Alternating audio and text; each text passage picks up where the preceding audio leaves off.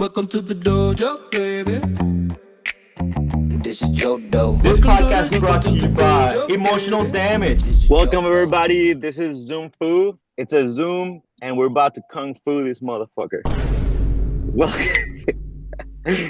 I have two special guests today. I have my friend Eric and my friend Leon. Leon travels the world and interviews and asks 100 girls out, thousands of girls on a date in each city that he goes to. He works alongside with Mystery, the Mystery Method, the OG of the dating community. Well, one of the big OGs. So I would like to start right away with a powerful question, and that is, what separates the guy who asks 100 girls out from the guy who overthinks texting one? And then, feel free to give a quick intro on you if you want to give a quick intro on yourself, and then we'll get into the question. Who would you like to go first?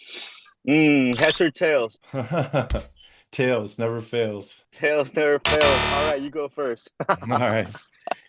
So yeah, thank you very much for having me, Joe. My name is Eric Carlberg, dating coach for men.com. And some people know me as Ablaze, Mystery's wingman. I've known Mystery for about 11 years now. I've traveled the world with him. We did 7 boot camps last year in the US. We're doing another 6 this year in the US. Recently wrote a book. I wrote a 642-page magnum opus type book on the game called The Vortex of Love, How to Get a Woman to Fall in Love with You. I'm super proud of this book, man. I put a lot of energy and effort into this, and it just released January 31st. I'm super stoked. It's on Amazon. I'd love for you to drop a link in the description. But yeah, so that's just a quick intro of me. Well, let me just go back even just a step further. I've been in the game, as we say, for about 20 years. So I discovered this whole field at the age of 22. I had a little bit of natural game before that, but when I learned that I could actually study the game, I could read books and watch videos, and I could actually take a systematic approach to improving my game, I was just sucked in, hook, line, and sinker. I spent 3 or 4 years just obsessing over this stuff, started coaching part-time, started my first business when I was 30, reached out to Mystery a few years later. So I've been in the game, as we say, right, for about 20 years. And I've been coaching for about 15, 16 years. Yeah, I've seen the good, the bad, and the ugly of this industry. Any type of game, I've experimented with it. Direct game, indirect game, natural game, technical game, social circle, online, what have you. This is what I do. This is my passion in life. More specifically to your question, Joe, I'll give you the short answer. I don't want to take too much of the spotlight here, but what separates the guy that will talk to 100 women versus the guy who will overthink every single text message? That's a multifaceted answer. And I would say if I were to boil it down to one thing, I would say it's the guy that's overthinking every single text message just doesn't have the experience. He doesn't have the reference experiences to know better. There's a certain amount of care and energy that we want to put into a text message. If we put 0 effort and 0 energy into a message, there are women that will detect that. They'll feel like this guy is totally detached. He's not putting in any effort whatsoever. Some of those women may say, oh, well, maybe he's busy, or maybe he's really on the go, and they may be sucked into that less available energy. But most women need a guy to put a little bit of effort in, right? They don't want you to be spread so thin that they can't feel your spirit, right? So there is a certain amount of energy and effort that you want to put into communicating with women. But if you go too far the other way and you're overthinking everything, the woman can sort of detect that as well. She can detect that you're overthinking things. And I hate to use the P word, but there's a power dynamic that shifts kind of in her favor where she goes, he doesn't even really know me that well. Why is he overthinking everything? Why is he so stilted? So you start to get slotted into the category of, the guys that have tried chasing her down unsuccessfully in the past. She starts to associate you with those guys. So a little bit more experience under a guy's belt, and he realizes, I got to put some energy and effort into communicating with women. I don't want to cross the line to where I appear needy, however. Excellent. Same question, Leon. Yeah, sure. So, for the viewers that already know, my name is Leonix. I've been traveling the world nonstop since 2022. And even before that, I was in the pro gaming space and esports and competitive gaming. I was one of the very few individuals on this planet to be able to travel the world and play video games as a young kid. And I got to experience so much, whether that be through competition, women from around the world, different countries. And I just kind of kept going doing that since 2022. My gaming career started in 2013, like long, long, long time ago. But ever since then, I kind of will live vicariously through YouTube, watching others before me kind of live the life that I always wanted. And I said, one day I just said, excuse my language, fuck it, and went to go do that thing. I met the people that I watched. Um, and even now, to a degree, kind of like a second degree, meeting somebody that has echoed through the dating channels of the entire world mystery even now. So I go to every country, I make YouTube content, and I try to inspire other men to get out of their comfort zone and build confidence. That's what I do. Oh, I'm sorry. And the question, man, I feel like that's such a softball question, Joe. Like you're comparing the guy that is dealing with high volume to a guy that is in his house, isolated, texting one girl. What's the difference? Well, it's that's like complete opposite ends of the spectrum. I mean, the guy that is approaching 100 women is going to get so much more practical experience than a guy that's just kind of guessing in his own mind. So I'll just give you the short answer. You're just that is the short answer. There's the guy is gonna get laid, to be honest. Okay, so follow that up. So what is the fastest way from a stranger to a date? Is that to me or to Eric first? Whoever, whoever wants to go first, let's freestyle. I guess we can keep going round robin. I'll step it up here. So, the fastest way from meeting someone to a date, well, it depends. So, what we get a lot of in our industry is guys that make kind of broad sweeping generalizations about women and about what women want, right? Women are attracted to this, therefore you should be this guy. And the reality is there are similarities among women. There are similarities among humans, regardless of, male, female.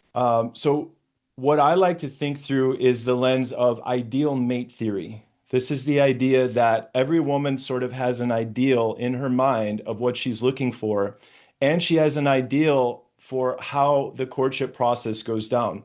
Even a woman that doesn't have an ideal in her mind, and she's kind of open-minded to meeting different types of dudes, she's open-minded to different types of interactions, well, that's still an ideal. That's an ideal of open-mindedness, right?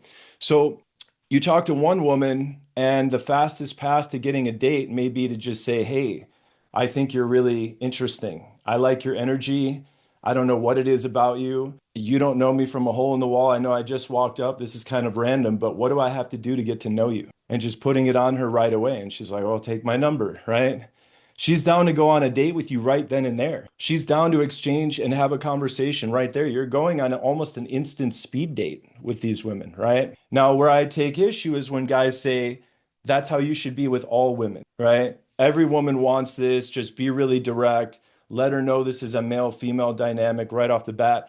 Well, I don't know. Sometimes, depending on the situation, that may not be the smoothest move. If she's with friends, when you hit on a girl right away, when you go direct, as we call it, you're making her decide on the spot if she wants to entertain 2 minutes, 5 minutes, and so forth of conversation with you. And oftentimes people will be programmed to say no. They're going to make a snap judgment about you, what you look like, their current emotional state, what they look like, and what they're feeling like in that moment. And they may say no just out of reflex.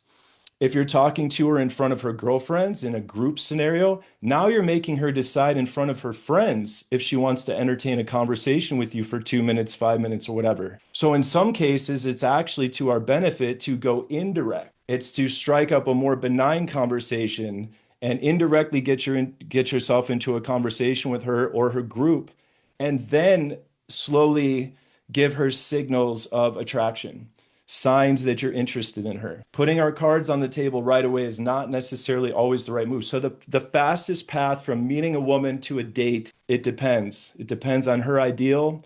It depends on your ideal, right? When you think through the lens of ideal mate theory and what does she want me to do and who does she want me to be, I'm not advocating that we try to read a woman and then shapeshift ourselves into whatever we think is going to get the best result with this particular woman. There's such a thing as well as how do I like to run my game, right?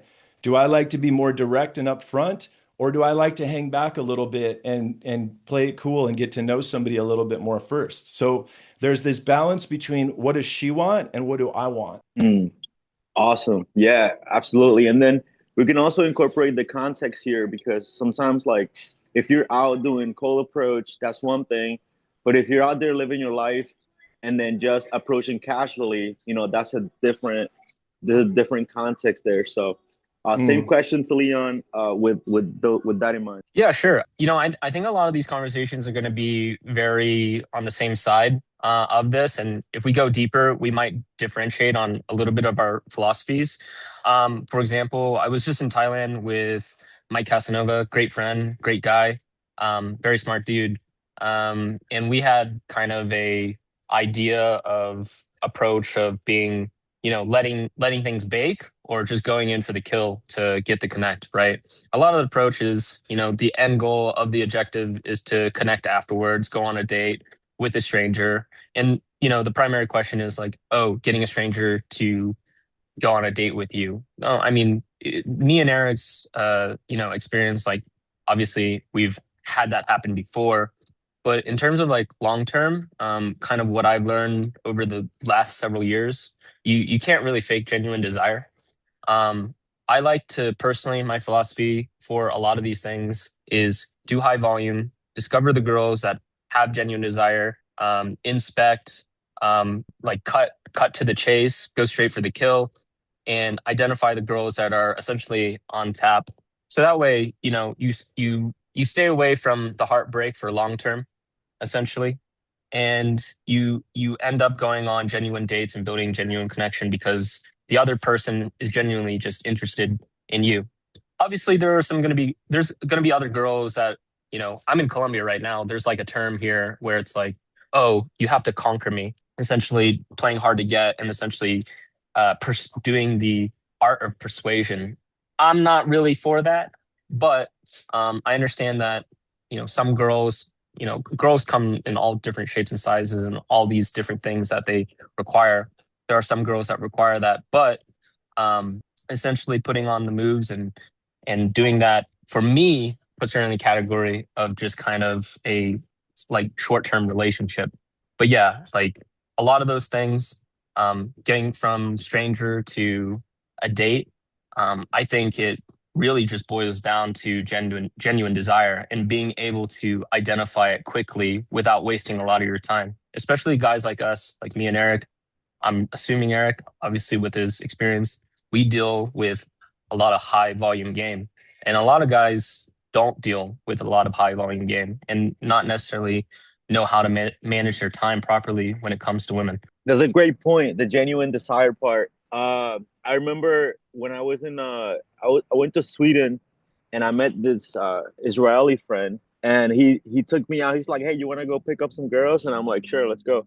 We went out to this coffee shop, and then we sat down, and it was like a busy area where a lot of traffic. And all of a sudden, we get a bagel and a coffee, and then he sees a girl he likes, and he gets up and goes running after her, and then talks to her for like 10 minutes, comes back to the table and says, "Your turn." And that got me fired up for that whole trip. I was in Europe for like 3 months, and I did like heavy cold approach for that whole thing. So, but let's take a little twist. Let's get a female's perspective from Minakshi on what's the quickest way from a stranger to a date. You're asking this question to a very wrong person. I don't believe in being quick to like strangers to date. You know how in India, females, specifically females I'm talking about, I'm not sure from the male's perspective, how does it look like? Female are trained from the beginning to have much more meaningful relationship rather than transactional. So, you got to take your own sweet time, because not just that you are trained to pursue a meaningful relationship, also your brain is hardwired from the childhood that every man that you are going to meet who pretends to be your lover is going to hurt you in some way. So, your early childhood is all about staying away from boys, and your parents.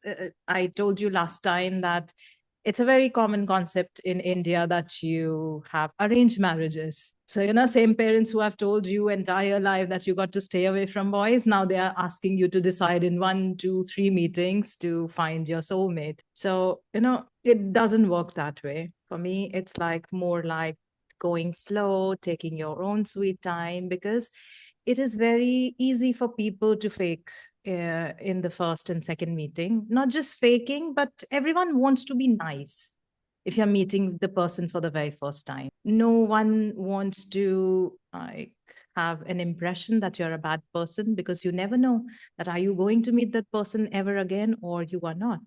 So everyone wants to be nice, but only when you have seen the bad side of the person that you can decide, can I keep up with this if I want to be in a relationship? So I am someone who likes to take it slow. Never, ever I would want to go on a speed dating, or, how fast you can go from stranger to date. I think slow is the best. Okay, fun question. Fun question. Oh yeah, go ahead. Is it Mina? Is that how Minakshi. Mina? I'm sorry. Say again. It's Minakshi. Minakshi. Minakshi. Yeah. How many men have you approached in your lifetime? 0. 0. Okay. Yeah. So you have to understand Because- it from like our perspective as guys, as the pursuers, like as guys that have mastered this craft and have done so much high volume, like the amount of time that you try to make genuine connections, and why I kind of encourage the philosophy of going in for the kill of genuine desire. Because like I've learned, and this is an analogy I've used on Joe's like podcast before, like women tend to only listen to the music, and as long as like the guy plays really good music and plays a good rhythm, it doesn't even matter what I say, what I don't say. If you have a genuine desire of like how attractive I am, how I'm talking to you, it really does. I can say I served in the IDF, and you'd be still amused to me if you have genuine desire for me. So it's like, for me, as a guy that would approach thousands of women over the course of like a year, right? Like I think like doing high volume, understanding the interactions. What I try to teach when approaching women is creating like a canonical experience. Like, for example, if I had met you, like I would try to make you, if a guy approaches you, on X amount of days or whatnot, you're probably, and I'm assuming you probably get a constant barrage of like, hi, how are you? What's up? It's very mundane. But if I create a canonical event with you, determined on your likes, kind of like crowd work as like a comedian, right? That would stick out far more with you, like long term. And maybe that would spark the genuine interest, the genuine desire for you to even say yes from going stranger and like, oh, I want to get to know this person. But yeah, like I see it. I always see it from the perspective of like other people, and I can completely empathize, or I guess sympathize. Sympathize being like I can see it from your perspective. Empathize. I'm not a woman, so I can't empathize. But yeah, like I'm gonna let you know that it's hard on the other side. We don't have arranged marriages here in the West. Not as often as like in India, but it is quite difficult. And I think that's one of the reasons why I even do these podcasts with Joe, is because I would like to just let women know how damn difficult it is on the other side. It's It's definitely hard. difficult. It's definitely difficult on the guy's side, but I do believe that women have their kind of, I believe for every action, there's an equal and opposite reaction. So, we have the burden of approaching as a general rule, right? The expectation to initiate the romantic engagement, that burden is largely placed on men by unspoken rules in society and norms and everything like that. But the burden on women is they have to trigger a guy to approach them. They have to somehow trigger the guy to engage them. So I was talking about this with my mom one time many years ago, and she's like, yeah, you guys have it tough because you have to take the initiative, but you don't know what it's like to be in a bar or at a party or a social gathering and see a guy that you want to talk to and think, how do I make him talk to me? I can't go over there and talk to him, right? So these cultural norms that sometimes bind us, they have equal and opposite reactions. Mina, to what you said, can I call you Mina for short, or is it Minakshi? Yeah, that's fine. You can call Okay, me. I think I can pull off Minakshi. If I say your name wrong, forgive me. I wanted to call you Mina, okay? But I'll go for Minakshi. Now, I like what you said though, because again, we're dealing with social programming here. We're dealing with parental programming and social conditioning and so forth. And there are a lot of women that have been programmed consciously or subconsciously to assess certain behaviors. And sometimes when we show too much desire for a woman too soon, she can think to herself, but he doesn't really know me, right? It's certainly also the case that if we show genuine desire and we do it in a calibrated way, she can be swept up into that emotional wave, if you will. But women are capable of thinking logically about this stuff as well. In our industry, we have this saying, change her mood, not her mind, as if her emotions are the only thing that matters. I do believe that women, especially women who are self-aware and maybe get a little bit more experience under their belt, they are able to say, okay, this guy is clearly making me feel a certain type of way. I'm feeling attracted to him. I'm feeling some sort of emotional energy, some kind of exchange. But let me put my emotions aside for a second and think logically about what he's saying. Does he know me? Is he going to get along with my friends? What does he do for a living? So I think that women are a lot more rational and logical when it comes to making dating and relationship-based decisions than they're given credit for by the mainstream dating advice that's out there.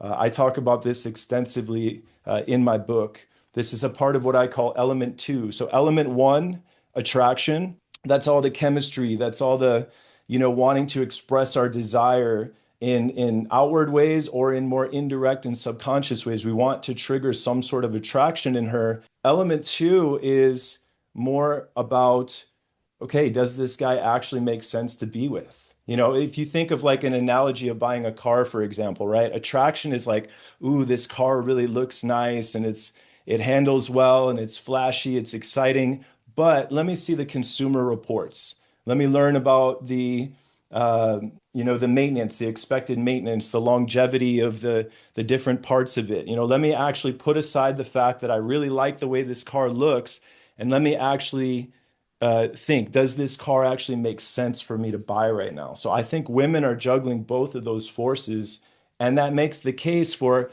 not always making them decide right on the spot right away. And I am a fan of going direct in many cases, to clarify, Leon. If there's certain situations where it's like, look, you got to just put your intentions out there.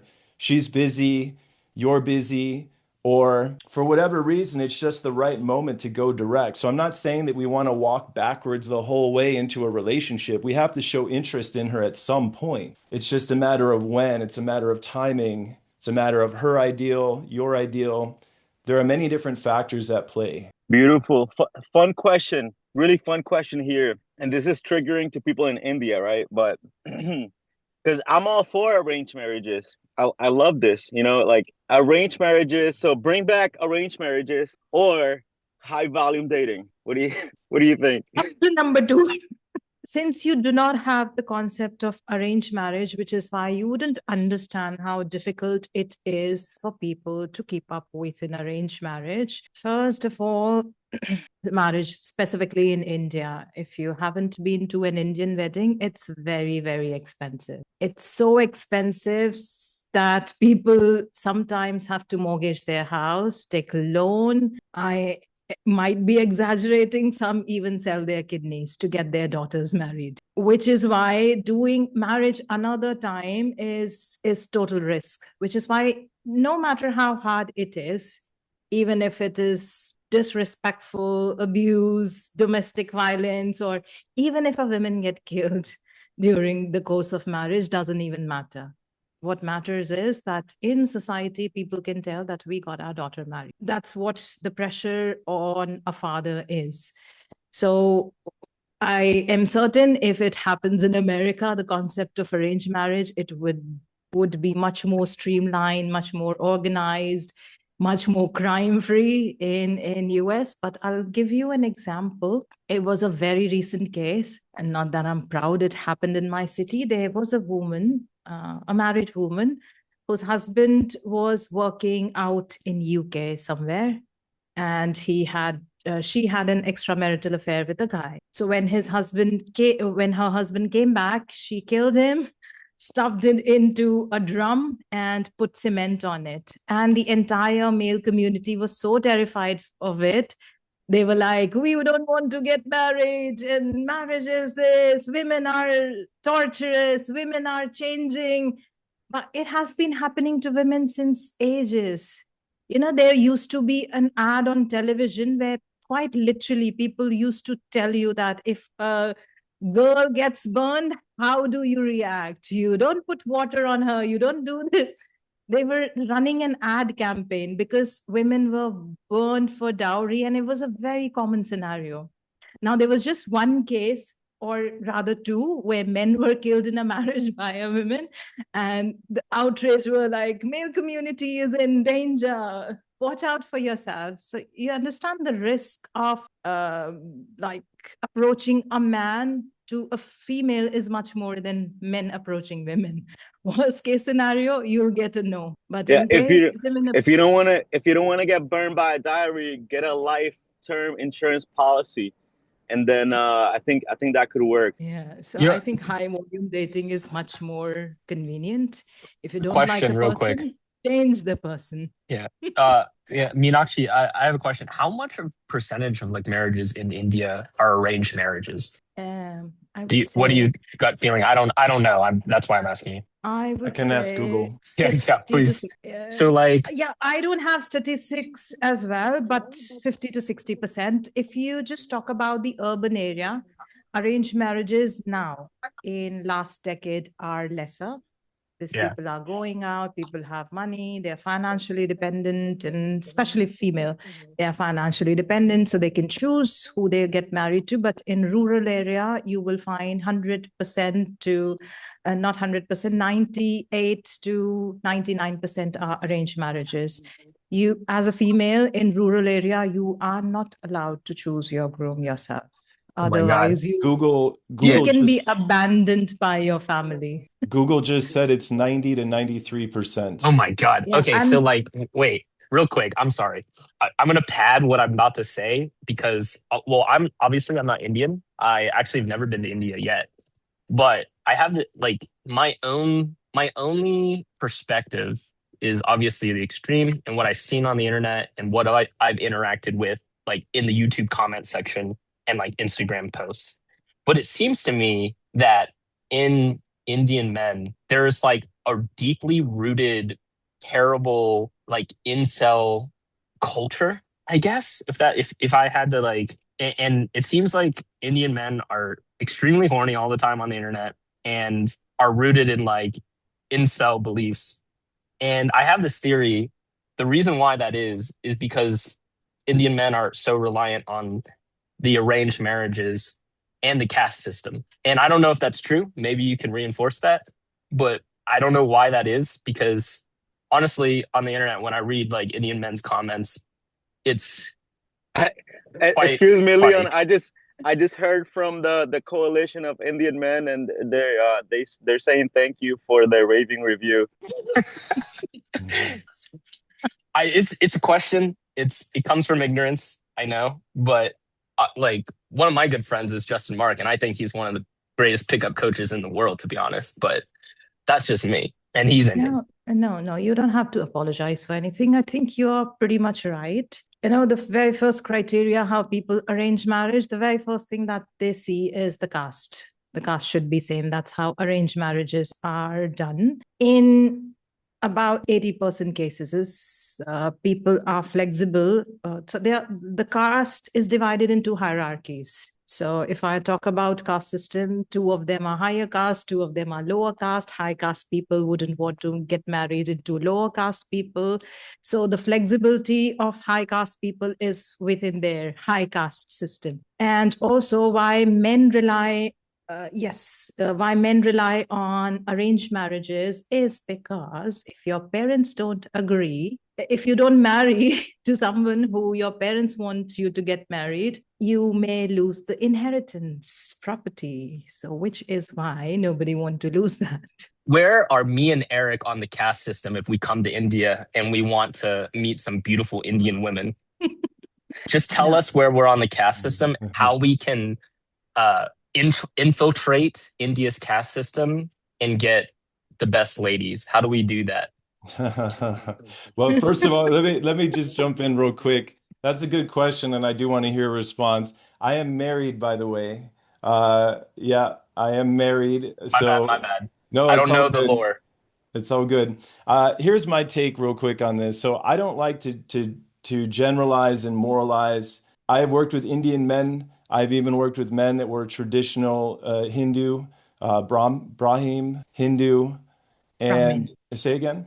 Brahmin. Brahmin. Sorry, the H is silent there. Brahmin Hindu.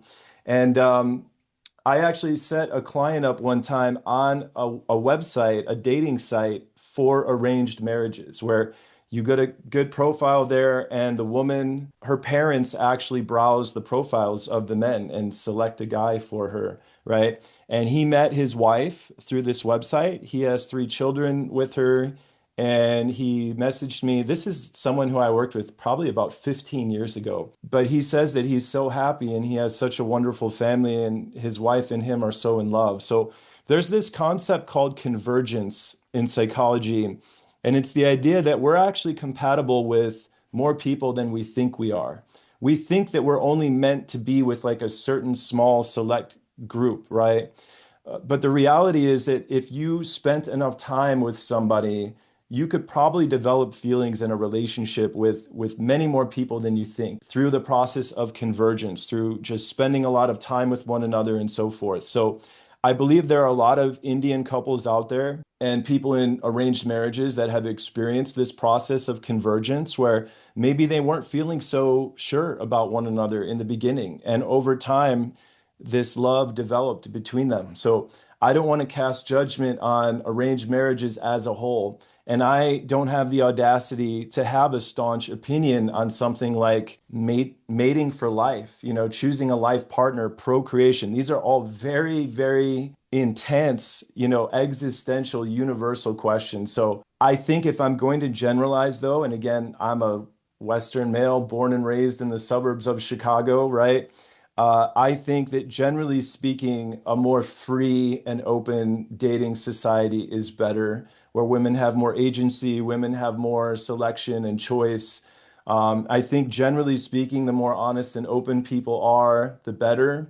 Does that cross a certain threshold where if there's no rules and no regulations and no norms, whatever, we slip into some, anarcho type of state even in the dating realm? Like, sure. But I think that, generally speaking, if I have a daughter, I want her to feel happy and free, and I want her to have a robust dating life with people that are honest and open and trustworthy. And I think that if I'm going to generalize, I would say that I'm probably not so much in favor of arranged marriages. And I agree with a lot of what Minakshi said about some of the things that women have endured over the years, like she said, this case of this guy who got murdered and stuffed into a bin and whatever, and everyone flipped out. And it's like, oh my gosh, look at what women are capable of. Look at these evil, selfish creatures. It's like, and men, we're angels over here. Like we don't have a dark side, So I don't have a concluding thought on that. I think I'll just trail off and maybe go to that fun question that Leon just asked.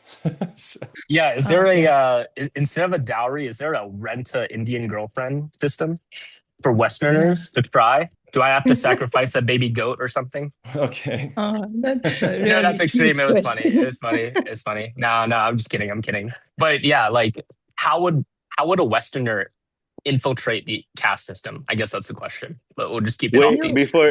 before we get into that, I got a love story here. So this is what's her name? Laura met her boyfriend at the smoke shop. And Laura, how'd you meet your boyfriend? I met him because of his mom. His mom is a shopper here, so she let me know that he had a crush on me, and then we started talking because Amazing. Wow, the Muslims are right. we started dating. Wow, the Muslims are right for sure. They got us all beat, guys. Time to pack it up and go home. That's the Muslim way of dating. That's the mom. The mom Yo, hooks it up. I want to just say one more thing too, Leon, because you brought something up. Like you kind of made some generalizations about Indian guys that are trying to improve their game, right? And there's, you're seeing a higher percentage of them falling sort of into the incel mentality and so forth. There's some statistics out there that, non-Western men have a little bit of a harder time meeting women in Western countries, right? Absolutely. I 100% agree. Yeah, I mean, that's well documented. You brought up Mike Casanova. I know Mike. I was actually on a panel with him not too long ago on Game Global. I did an interview with JT Tran. Do you know JT Tran? Heard of the name. He works with Asian men predominantly. He works with men of all different backgrounds, but he works a lot with Asian men as well. And he kind of hones in to some of the particular difficulties that Asian men can have in dating, dealing with different stereotypes, even sexualized stereotypes and all sorts of things that he gets into. So I do believe that non-white, non-Western men have a little bit of a tougher time meeting women in Western countries. Now, that being said, this sort of falls into the category of what I call the X factor. Like they're the things in life that we can't control, right? I'm a little bit of a hairier dude, okay? I'm not a super hairy dude, but I'm a little hairier than the average dude. For a hairy guy, I'm on the less hairy end of the spectrum. But some women don't like guys with body hair, right? That's a deal breaker for them. Guess what? I don't get those women. They're not going to be interested in me. So what? There are plenty of women out there that actually like Asian dudes. There are a lot of women that actually like Indian dudes. I know some Indian dudes that crush it, that have plenty of options. I think right now what we're seeing as well is we're seeing an amplification of red pill dating advice, of these communities of men that sit around on podcasts and basically complain about women and talk exclusively about the dark side of women and the dark aspects of female psychology. And guys tune into these podcasts because they generate a lot of hate online, right? Everybody knows the algorithms like hate and arguments better than they like positive exchanges, right? So you put a podcast out there talking about how women are all evil and what's the word? Hypergamous, right? They're always looking to trade guys up for men of higher value. That's all they care about is value and money and status, and they're selfish and untrustworthy, right? And then you get a bunch of negative comments and arguments that happen there. So more people tune into this, right? And I think it's okay to learn a little bit about the dark side of female psychology. Certainly, learn a little bit about it. But when your whole paradigm of dating and game is filtering through that, you've lost the plot. I can tell you, I've met women across the world. I've been in this game for a long time, 20 years. I started studying this stuff. I've trained in this like a martial artist for 20 years. For some people that maybe think that sounds weird, well, my question to you is, well, what are you into? Cars? You into fixing cars? You wake up every day and you obsess about cars, okay? My thing is I got into this. I got into communication, sexuality, male-female dynamics. This has been my area of focus for 20 years of my life. As somebody with a lot of experience in this department, having traveled the world, even with Mystery, the world's greatest pickup artist, The Mystery, my good friend, wingman, business partner, having wrote a 642-page book on the game, being married now, there are a lot of wonderful women in this world to meet. Don't become soured by the red pill community. Forgive me, red pill guys. Some of you guys are my friends. I've done podcasts and interviews with red pill dating coaches, but we've got to keep the red pill stuff in check, in my opinion, because it's really fucking guys up in the head. Yeah, that's a great point. I mean, like, because you're talking about like a theory and just a way of like seeing the world. It's a lens, and as Stephen Covey says it expertly, the map is not the territory, and the map can show you a way, you know, there's better maps than other maps, but at the end of the day, like the territory is the territory. So, but yeah, I mean, Leon, do you have an opinion on that? Like as Yeah, far I as mean, red pill? yeah, I mean, like, here's the thing. I'm not a total red pill guy by any means. Like, I do believe that red pill has, to a degree, a lot of truth to self-help, uh, male improvement over the years, and obviously, like degree of thinking. Like, for instance, something that I always talked about, like, there are women out there that will disqualify you because of, there's going to be women out there, or even, for the opposite gender, men out there that are, they're just off limits, right? Like, if we go to Asia, me and Eric will go to Asia. There's going to be some girls that will like me because I'm Asian. I fit the culture. In the West, obviously, a huge part of the reason why I even entered this space is because I'm an Asian male in the West. And, the numbers are not in my favor. I'm on the bottom of the totem pole. I realize that. I acknowledge that. However, acknowledging it doesn't mean that I can't win. I can't beat the game. I can't climb to the higher upper echelons. And I totally agree with Eric.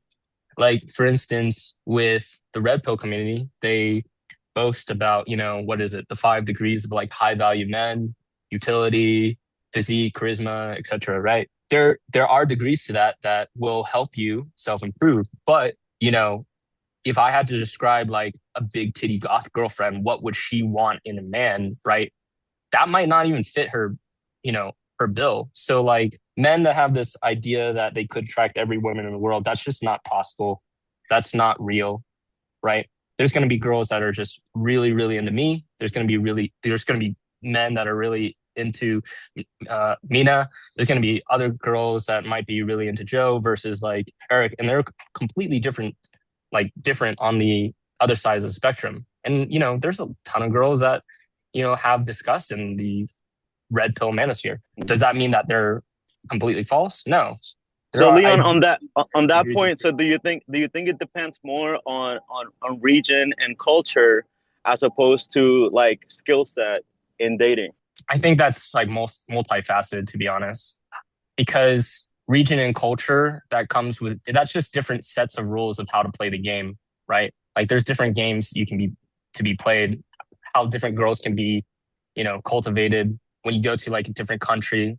There are certain things that I can't get away with trying things in Colombia versus like China or Japan or in the US, right? Like, for instance, I'm here with Julieta. She's 19 years old and I'm 32. I would be castrated in America, So, yeah, I do agree with you on that sense. But yeah, like, it's a different game, and you have to understand the rules, identify them, and then compete in that game, right? Like, I'm not going to do the same thing if I were to play soccer versus like American football.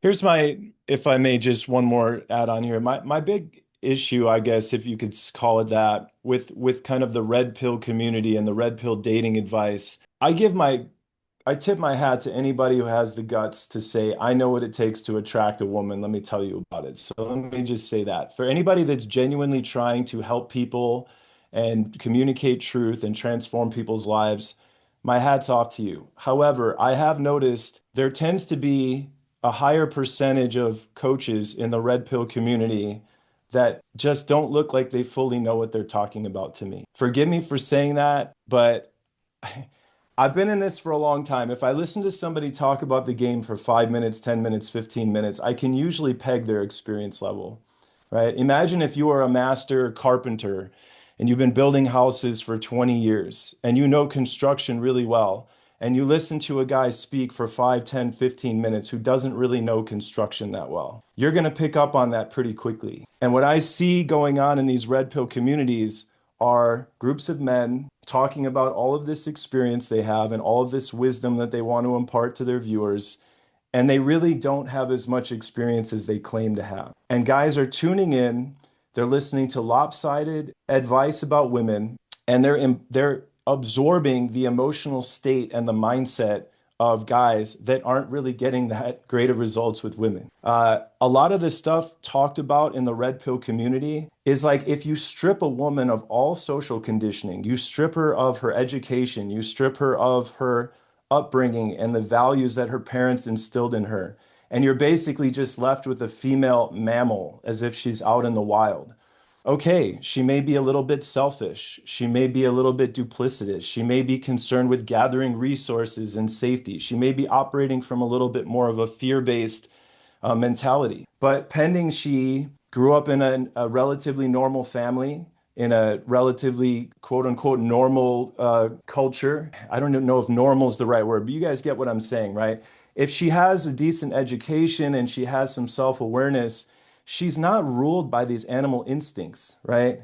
Are we men ruled by our animal instincts all the time? You know, do we just run around fighting people and hooking up with every woman we see and stealing and, you know, gathering food and, you know, hoarding everything in our homes? That's what a human does without education, just out in the wild as a mammal. So I take a little bit of there are these generalizations being made about women in the red pill community that don't stack up to reality. They don't stack up to logic.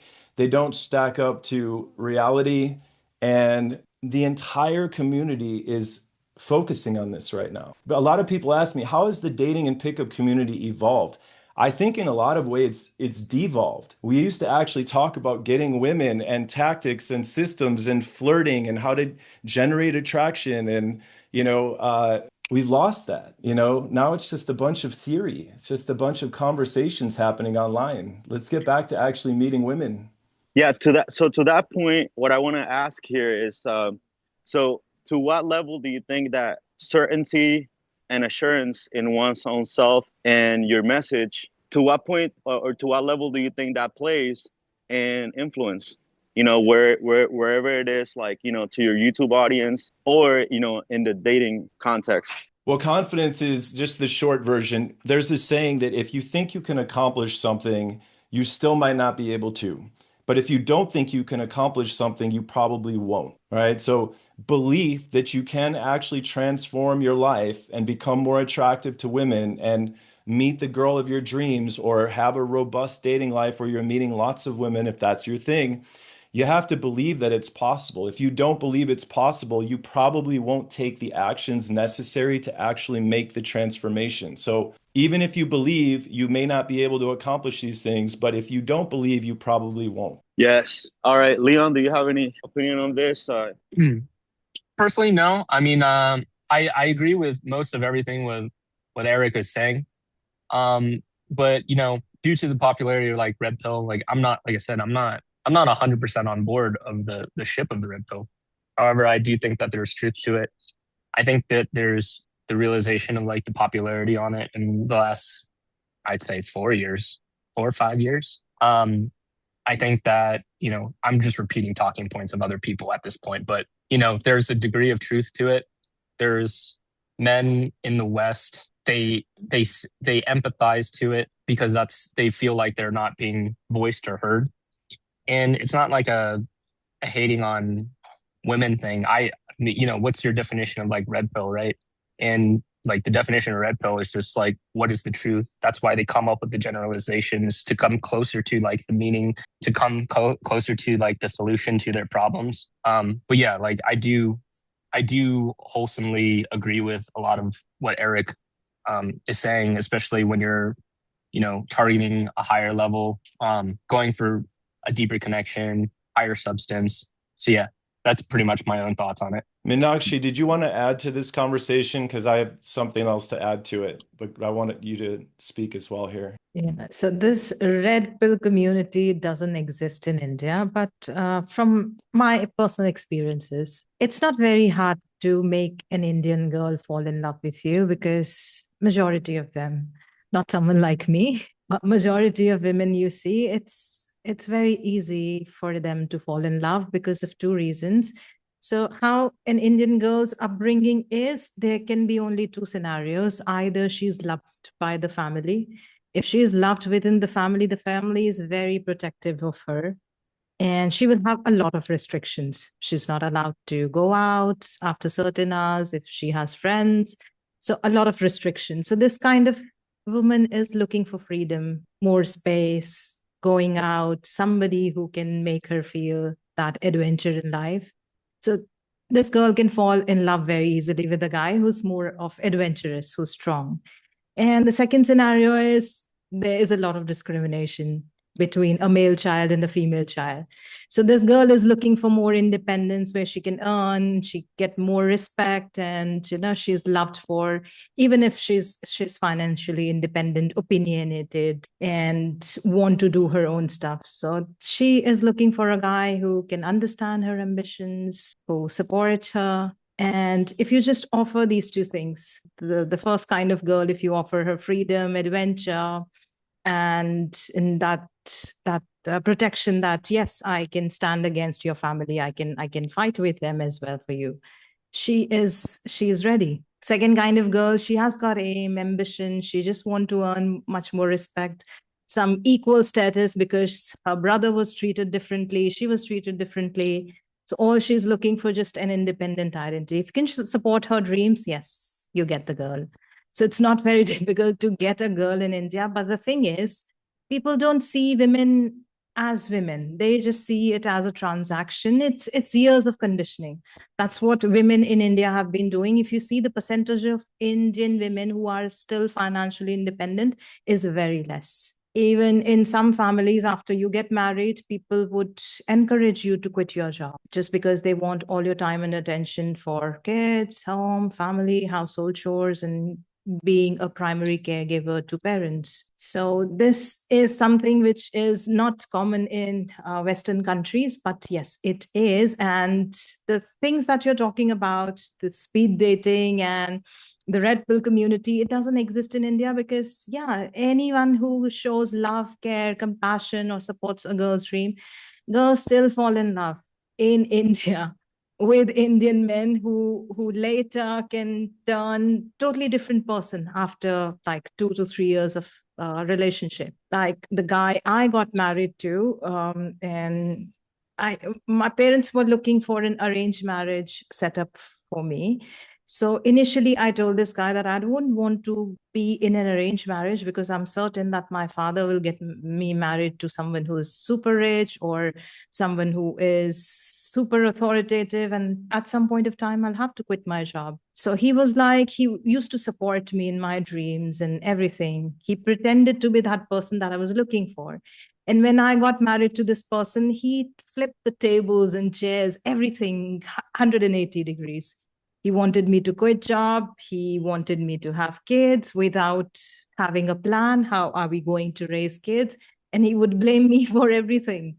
That you are growing older, you're 34 already. When are you going to have kids? And I was like, is it my responsibility to plan kids? And then definitely the marriage did not work out. And my parents would support the patriarchal system that, yes, females are supposed to have kids at certain age. So you should keep up with what your husband is saying. And the entire divorce process, entire whatever it was, I had to go through it all alone. And while I was getting divorced, my parents did not even know it. After 1.5 years, they got to know. And it doesn't matter to anyone. Till the time you are confident about your choices, I think it doesn't impact, which most of the women do not understand. If you're looking for support either from your husband or from your father, then people will have a problem because you are then their responsibility and nobody want to care that extra responsibility, which is why what I feel a lot of women had this Indian women have this pressure in an arranged marriage to keep up with the marriage, no matter how unhappy and successful it is. Also, Eric, you talked about that you met an Indian couple who said that they are happy. Also, this is a very common trend. You got to look happy as a couple rather than actually being happy. You cannot show in society that you're unhappy. Only the inside people will know what's the reality of marriage. So I've seen a lot of couples, they are fighting just one day before their wedding anniversary. And they are like, we don't want to celebrate. This is useless. I think the worst decision that I made was to get married. And then the next day they're throwing a party and smiling in pictures and, just showing that we are happy. Good stuff, Minakshi. Yeah, I learned a bit about what you're talking about academically, and I have Indian friends and I've met Indian women, and it's always amazing to hear it explained from somebody who's actually in the culture, that was born and raised there, that's seen it firsthand. And thank you for sharing that experience. And you bring up a good point too about this idea of not treating women sort of as an individual, but more as like a resource almost to be passed around, right? This actually kind of goes back to that whole argument of really getting to know a woman, right? This is why I do believe it's better to slow things down often. Not always, but it's often better to slow things down. We don't need to rush to sex. We don't need to rush to get her on dates. We don't need to rush to move things forward. When we slow it down and we really get to know her on a deeper level, she feels that. She feels like this guy actually wants to know me, right?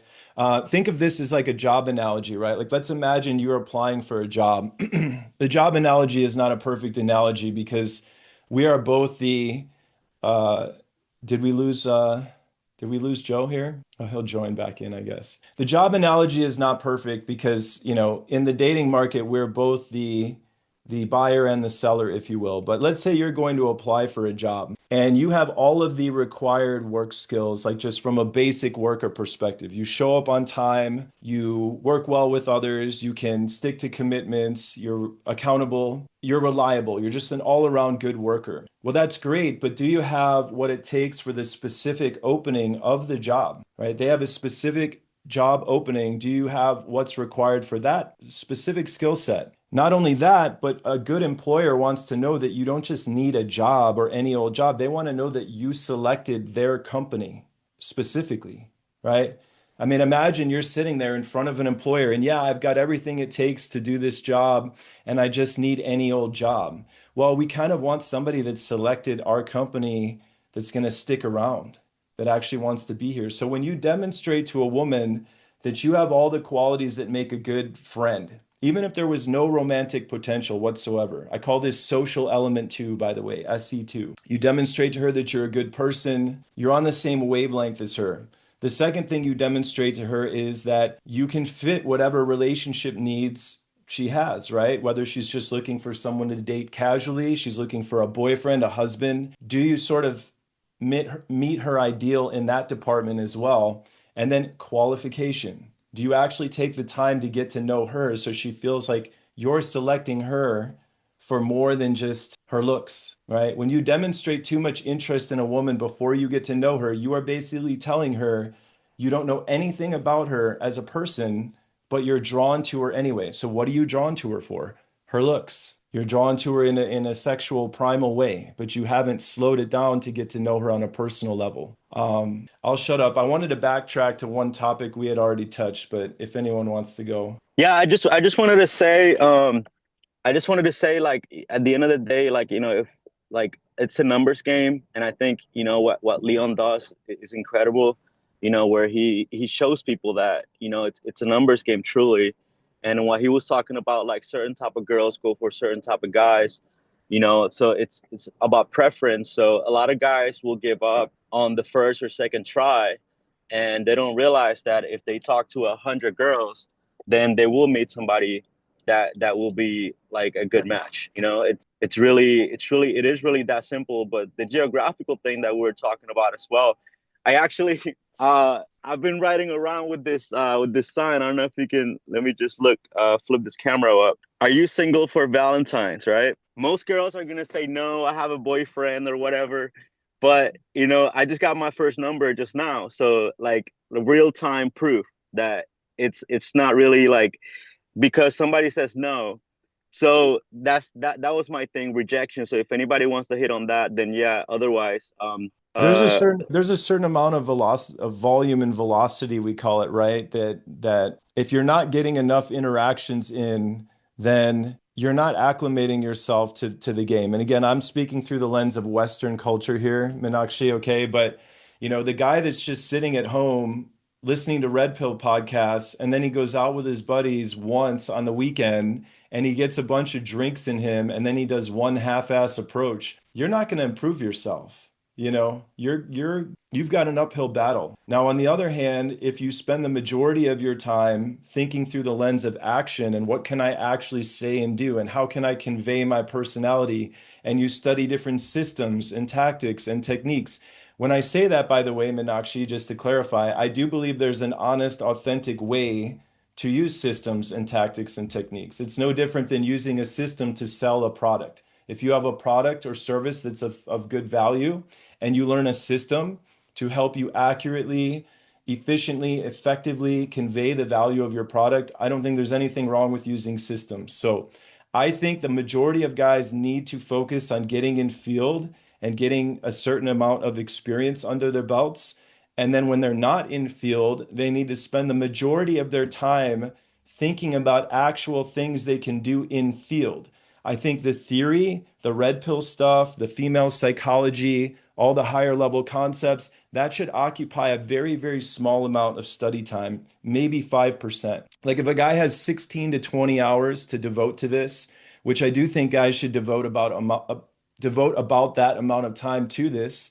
If you had an awesome girlfriend in your life, how much time would you spend with her on a weekly basis? 15 hours, 20 hours? If you want to date multiple women and go that route, how much time would you spend with your harem of women? Would you spend 16, 20 hours a week with them, split up? Okay. Well, you should probably invest 15 to 20 hours a week into actually making that happen. And I believe in most cases, you should spend 75 to 90% of your time actually taking action, trying to meet women, trying to talk to them, swiping on the apps if you're doing online, going on dates and so forth. When you're not in field, you should be spending that other 10 to 20% of your time focusing on what can I actually say and do to convey my personality, because that's the next best thing to being in field. You're sort of simulating that you're in field. You're imagining the girl is right in front of you. What do I say? What do I do? Only a small fraction of that time, maybe an hour per week, should be dedicated to studying this on a theoretical, conceptual level. If you keep those ratios in alignment, you're going to get better. If you flip that ratio the other way around and you're spending 16 hours a week studying and it's all theory, and then 3 hours you're devoting to actual what can I say, what can I do, and you're only going out for a few hours drunkenly on the weekend, you're stacking the deck against you. So I do agree with what you said, Joe. You got to get out there. You got to take your lumps. I don't believe it's 100% a numbers game, but there is a certain amount of volume that you need to get under your belt, ideally. Volume versus velocity. That's beautiful. So I don't That's know. mystery, by the way. Ooh. Mystery, that's his fourth key to proficient pickup is volume and velocity. Volume is how many sets are you doing, and velocity is how much do you waffle in between sets. Wow. Wait, let me clarify that real quick. Is that when you said waffle, is that baking the interaction, or are you talking about in between the interactions? Well, so mystery is talking through the lens of night game mostly, right? He likes going to clubs and rooftop patios and doing night games. So he says you got to do 12 sets a night, and he believes you should pretty much always be in set. And he doesn't mean beeline it straight for the woman you're attracted to. He means open a group of people, and then when that group is, done speaking with you, or if you merge them, backward merge or forward merge, you want to basically go from set to set. You don't want to spend a lot of time just by yourself, clutching your drink, looking around, right? You want to be actively opening groups of people. He believes in getting a dozen sets a night, right? Yeah, I absolutely hate night game. Like it's the worst. I dislike it too. I only do day game. Quick question. A lot of guys don't like night game. Yeah. Yeah, I hate night game so much, man. I think it's because it's like, everybody's objectives are different, right? Like there's a lot of guys out there, their sole objective is to get laid. There's guys out there, obviously, I think most guys would actually want a girlfriend instead of just only getting laid. But quick question. How long have you guys been married, both of you? Oh, we just got married, actually. I maybe shouldn't Congrats, even be talking about it on this podcast because sorry. we're gonna actually take some photos and then we're gonna formally announce it on social media. So I don't know how quickly Joe's gonna post this, but I don't know. Yeah, we just got married on Friday. We've been together for 3 years. We're engaged for a year and a half. Yeah.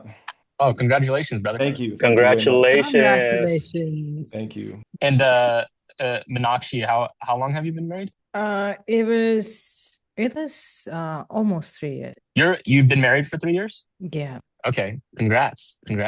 Well, Maybe congrats, one day No. I'll enter congrats, that space. congrats on the divorce, though. Congrats on the divorce. She Oh, was wait, married for 3 years. she was Mhm. married. Oh, I thought, okay. Oh, It's okay. okay. I It's fine. I didn't know that part. Okay.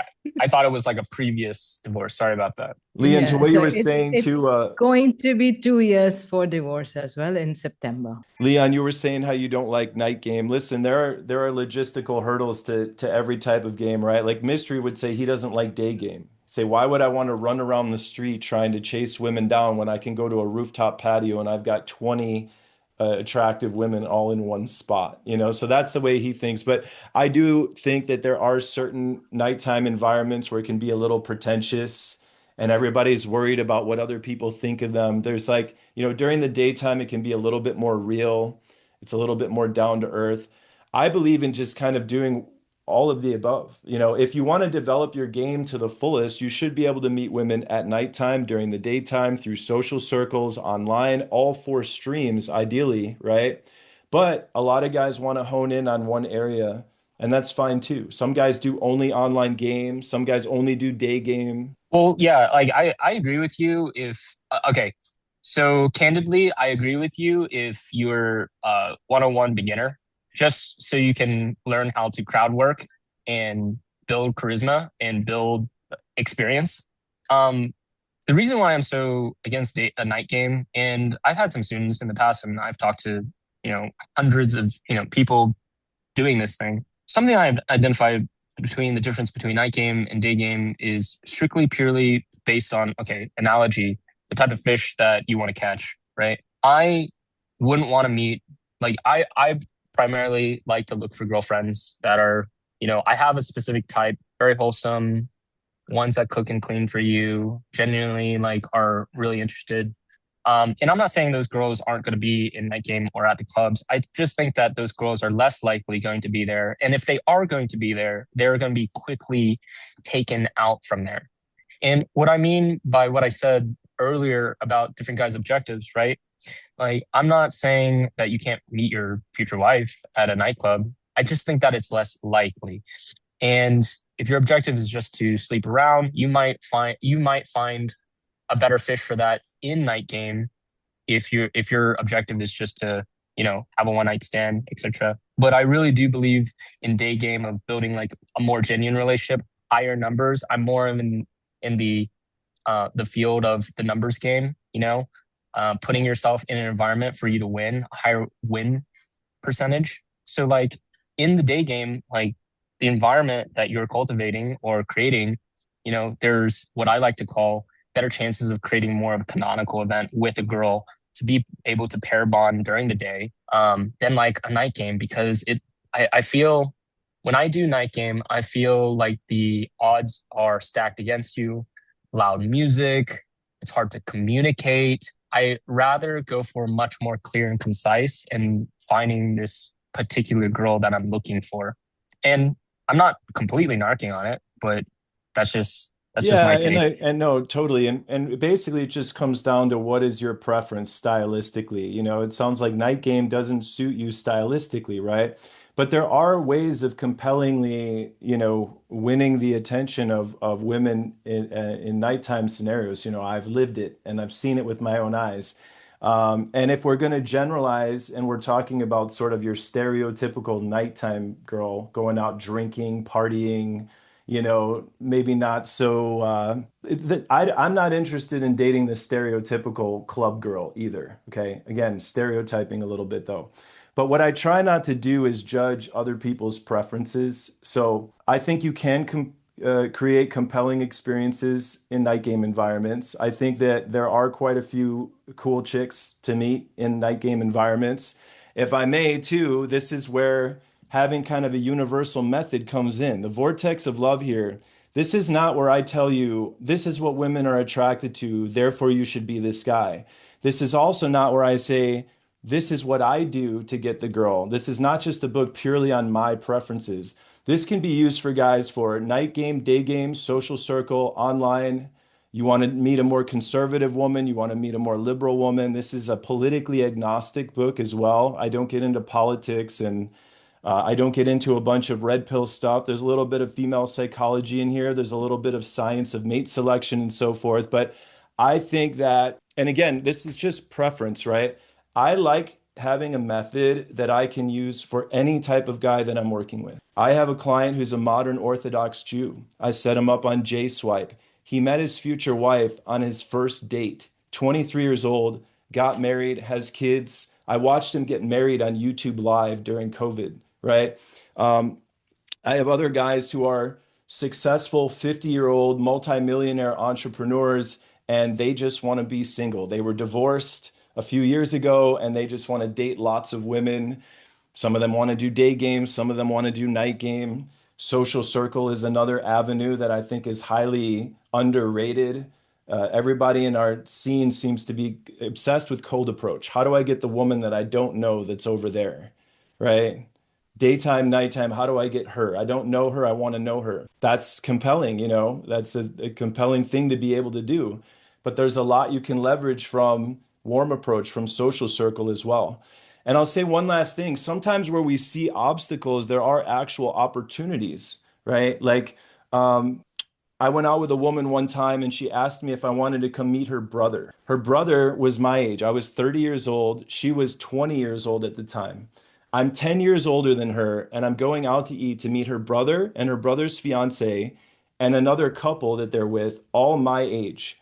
A lot of guys would say, oh man, I should probably reschedule. I said, yeah, of course. Let me meet your brother, right? I went out, I sat down, I had dinner at some Mexican restaurant with them, got along great. And then towards the end of the dinner, the brother just said, well, I'm sure you guys want to kind of go off and do your own thing now, but it's very nice to meet you. I shook hands with everybody and I left, and we went off and had our adventure for the night, right? So when you're in a night game environment, you can see all these different obstacles. Oh my gosh, there are all these dudes in here. You know, all these other dudes are going to interfere with my game. No, all these other dudes in here are maybe the way to meet the other women. Why not befriend the guys? The path to the woman that you want in a night game environment is often through her friends. It's through the other people in the room. It's not, how do I get everybody to go away and then, you know, extract her from the social environment? We get into the social environment and we use some of that energy to our advantage in avant-garde, strategic, subtle ways. Once again, though, Leon, I totally understand if it's not your scene. A lot of guys don't like night game, right? I don't drink. I don't go out very often. I'd much rather cuddle up with a good book. Exactly. Yeah. I don't want to promote, like, I don't like to promote night game for that very reason. I'm just not the demographic. I've never drank in my life. I'm not looking for girls that like drink a lot. I think those are just bad apples, to be honest, for the future. Yeah, I don't know. I just want to say I just want to Go say ahead, one thing Joe. here. Yeah, I just want to say one thing here because, like, you know, to your point, Eric, you know, it really boils down to this, and we'll end with this topic here, and that is the difference between long term and short term results. Like, what are you going for? Like, are you looking for a lay? Are you looking for a consistent stream of lays, or are you going towards enriching your social life? You know, which includes all of that. So, opinions on that. Well, I just have to backtrack 1 second, and I don't want to like turn this into a debate type of thing, but like I do think that we're generalizing a bit when we start saying that people that go out to bars and drink are bad apples. There are actually quite a few people in this world that have built successful businesses, that have families, and that are contributing members of society, and they drink a little bit too much, right? Everybody has their vice, you know, and not every person that drinks is a bad person, and not every person that's sober is a good person, right? If I'm going to generalize, once again, I do think there's increasing evidence coming out that the less we drink, the better off we are. There are a lot of health experts that say a few glasses of wine are good for you, but there's even more emerging science that says no, even zero wine is actually the way, right? So I am very health conscious. Uh, I don't drink. I don't do drugs. I don't smoke weed. I don't eat fast food. No caffeine. I don't even take in caffeine. Okay. So, but I just have to say that, I don't know, Leon, you can go ahead and respond, but you said you think a lot of Yeah, people yeah, in yeah. nightclubs are bad apples, all right? Or women like this are No, bad I'm not apples. saying no, no, no. I'm not saying all like that in itself is a generalization. Like if I said that, right? But I'm not saying all, right? But typically put in the situation, I do think that drinking is extremely bad for you. I think that there's like the upsides, the risk versus reward is completely heavily weighted on the other side. There, Mm, there are almost like no upsides, I think, from drinking outside of, catching a case with a girl, right? I don't think that putting yourself in an environment setting yourself up for failure is like the way to go. Sure, for like social circle, whatever.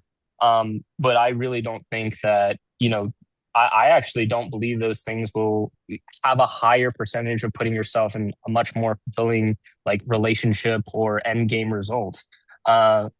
Smoking weed, for example, right? Like I honestly, I think obsessive drinking, I think any forms of smoking weed is just like degenerate behavior, and I wouldn't want to promote that to anybody. I wouldn't want to say like that to do that stuff. I have plenty of friends that do that stuff, and I consistently tell them not to do that.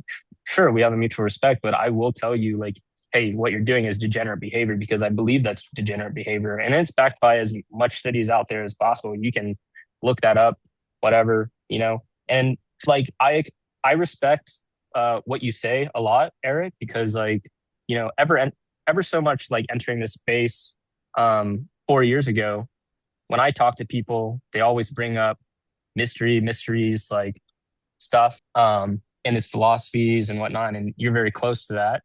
But I'm very straight to the point. I might be very candid in that sense, but like I think I'm very clear cut on, what I would want to promote to like somebody that would want to follow my methods. It's just like, yeah, like I do think that night game is setting yourself up for like bad and long term like heartbreak, or even just bad influences in your life, to be honest. What about somebody who has spent their entire life in kind of chains, though? Like they've spent their whole life feeling like they never experienced that and they had no social life. They have no friends. They never drank. They never went out. Is there not like a case to be made that some people would actually benefit from getting in more social environments? Not necessarily drinking and smoking, but I don't know. I've been to some pretty cool social gatherings in the evening where everybody's dancing and partying and having fun and socializing. Sure, we can look at the dark side of it. Yes, there are people using drugs and drinking in these environments, but there are also really good people that are just in their groups. They're watching out for those quote unquote degenerates that are out there in that environment. But there are a lot of great social environments. We have to be careful in those environments, but is there not a case to be made for, I mean, social gatherings have been happening since the dawn of time, right? Tribes get together. It's time to celebrate the half moon or whatever the fuck, right? Like, is it? Yeah, yeah. Like yes. And it's in our, I think it's in our best interest for like guys like us to tell those people of our experiences in the night game scenarios of like, oh, this doesn't really mean anything. It doesn't have any like um a building effect like long term.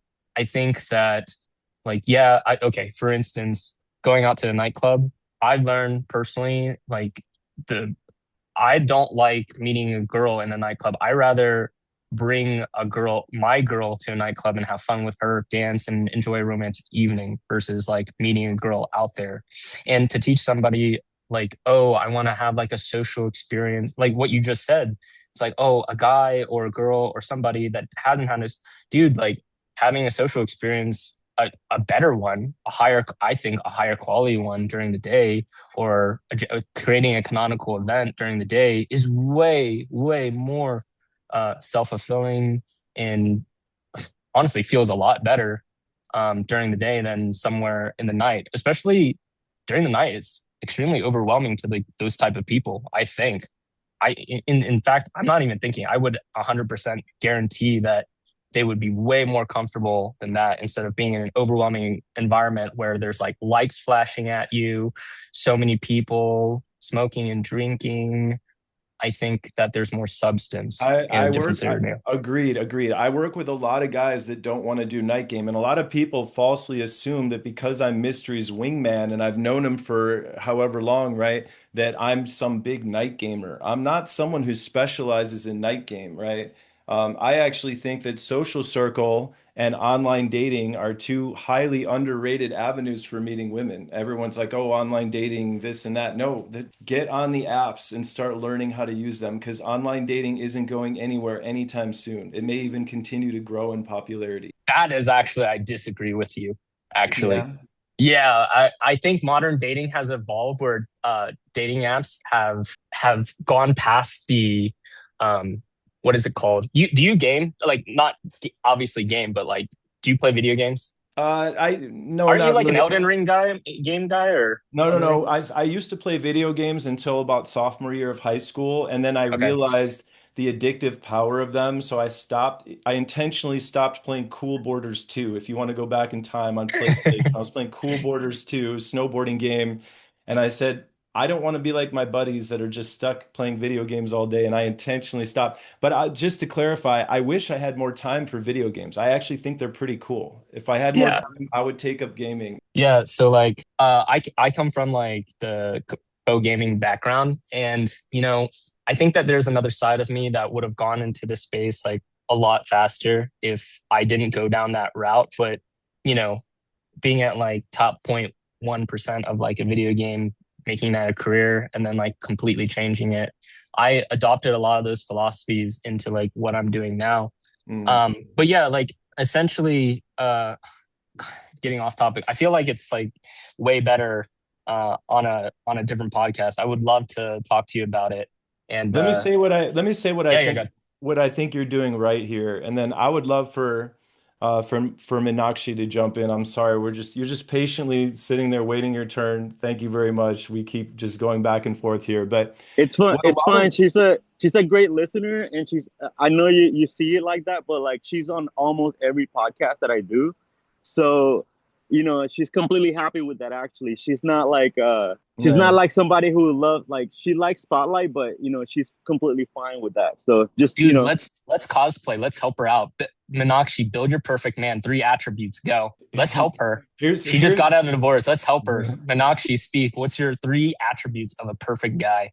Oh, wait, hold on one second. Hold on. I got to just say one thing real quick, and then I'm totally down to switch up gears and let's do something fun like that, right? Here's what I like that you're doing, Leon. You are teaching guys to what I call stack the deck. And what I mean by that is based on the science of attraction, based on the science of female psychology, male female dynamics, and the modern courtship landscape that we live in, the modern zeitgeist. In theory, there is a way of being that gives you a statistically higher probability of attracting a woman or more women in general. Okay.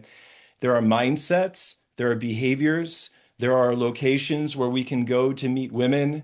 And if we think certain thoughts and feel certain emotions and act in certain ways, we will stack the deck, quote unquote, in our favor. We will embody certain qualities that are more likely to lead to favorable outcomes than not.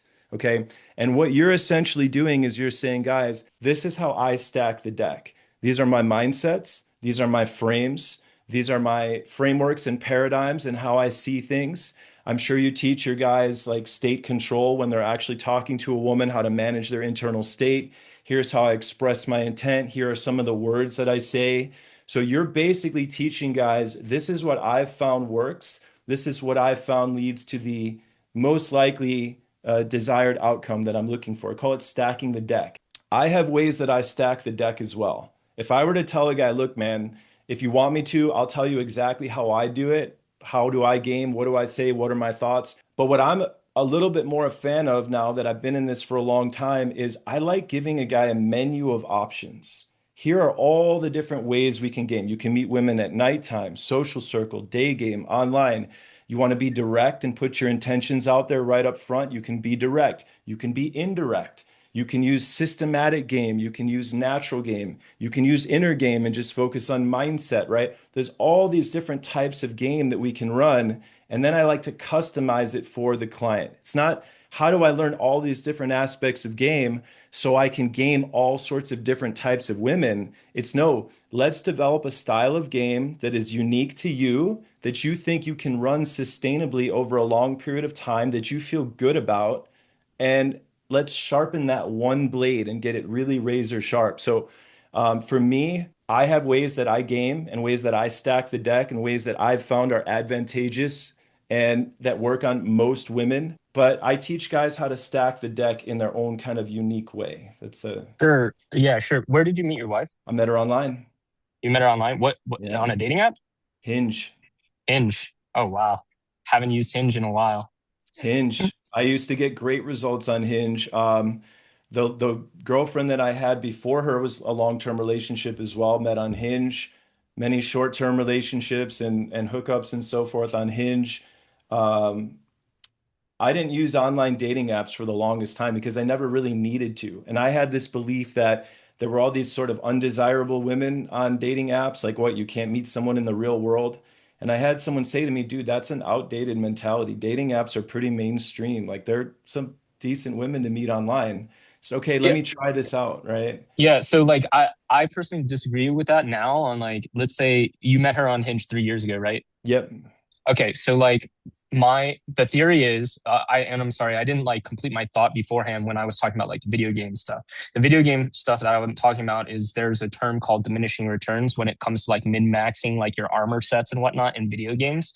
So Mhm. like dating apps, there is a reason why like there's less stories about, couples meeting on Tinder, right? And then it goes to Bumble. And then it goes to Hinge, right? And what's going to come after Hinge? I think that the longer term, like when you get to a population size, the results, like obviously, like it'll be like the next game, next app. Let's move on to the next thing. The older that Tinder gets, the less likely that you're gonna find like a match because if a girl that has gone on 30 dates on Tinder is not, doing her own self-improvement, or like a guy that's just been on Tinder forever that hasn't been on like a self-improvement journey, then they're just going to end up on, end with bad results, right? And then they move on to the next thing and then they move on to the next thing. That's why I'm not a huge person that promotes that. I rather do the cold approach or like the Instagram hacks, right? That I think is a better approach to finding a much more, I guess, genuine connection of building that's more unique, that creates that canonical event. But yeah, like that's me finishing my thought about like dating apps and why I think, dude, promoting that to like guys is just the term or quote unquote is like, oh, it's like Russian roulette for like the mental health for dudes. I think that like most technologies, there's going to be a period of adjustment, and I think that these online dating apps and platforms are going to continue to refine their methods. They're going to start incorporating AI into them. I think they're going to become more and more sophisticated over time. Anytime you invent a technology that creates efficiency, that allows women to meet guys in safe environments, right? Like a woman can actually see a guy's picture. She can jump on a video call with him, talk to him in advance. It gives an element of safety even for guys. I don't have to approach. I don't have to worry if that's the boyfriend. She's on this app. She's single, right? Again, I am a believer in socializing and going out into the real world, but I do believe that we should also make space to acknowledge this new emergent technology, give it time to shake out the bugs. And I do think all in all, we probably will be a better society in the long run as a result of technology. Most technology, I think, ultimately leads to improvements and advancements, but there's an adjustment period, certainly. Hey, this is Joe reporting live from the field. I just want to, I just want, I just want to let you guys know that, originally I was just going up to pretty girls, but then I started going up to old ladies, and it's just so fun, like to see them smile, where they're like, "This guy is hitting on me," and I'm like, "Ah," and then I just, high five them. That's pretty cool. So, but back to you. Joe reporting from the real world. Yeah, are we jumping into the fun segment? Can we build the perfect guy for Minakshi and Helper? Let's go, Minakshi. Oh God. So Feels Leon, like Leon, Leon's gonna list he's gonna lead this segment here. We're going to construct we're gonna construct the ideal partner for Minakshi in India.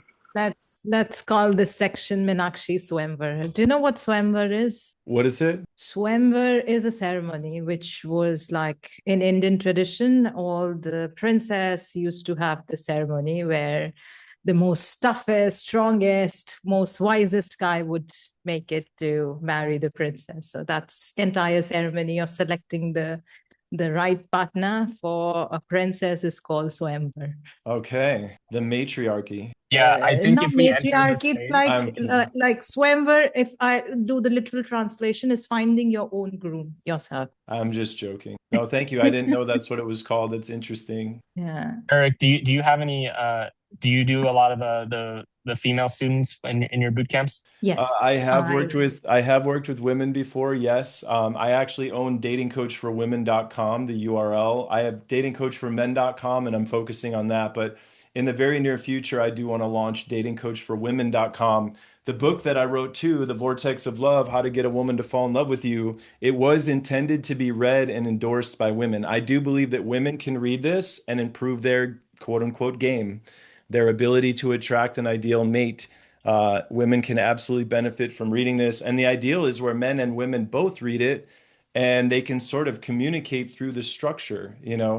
Hey, I'm feeling a little bit of a lack of element 2. We've got element 1 locked down and element 3, but I need a little bit more element 2 from you. So, but no, I don't work specifically with women. I think I can better pass my dysfunctions on to men right now. So, Minakshi, what's your goals now? Are you trying to get married again? Are you looking for a boy toy? What's going on? No, I am not planning to get married, at least for next 2 to 3 years.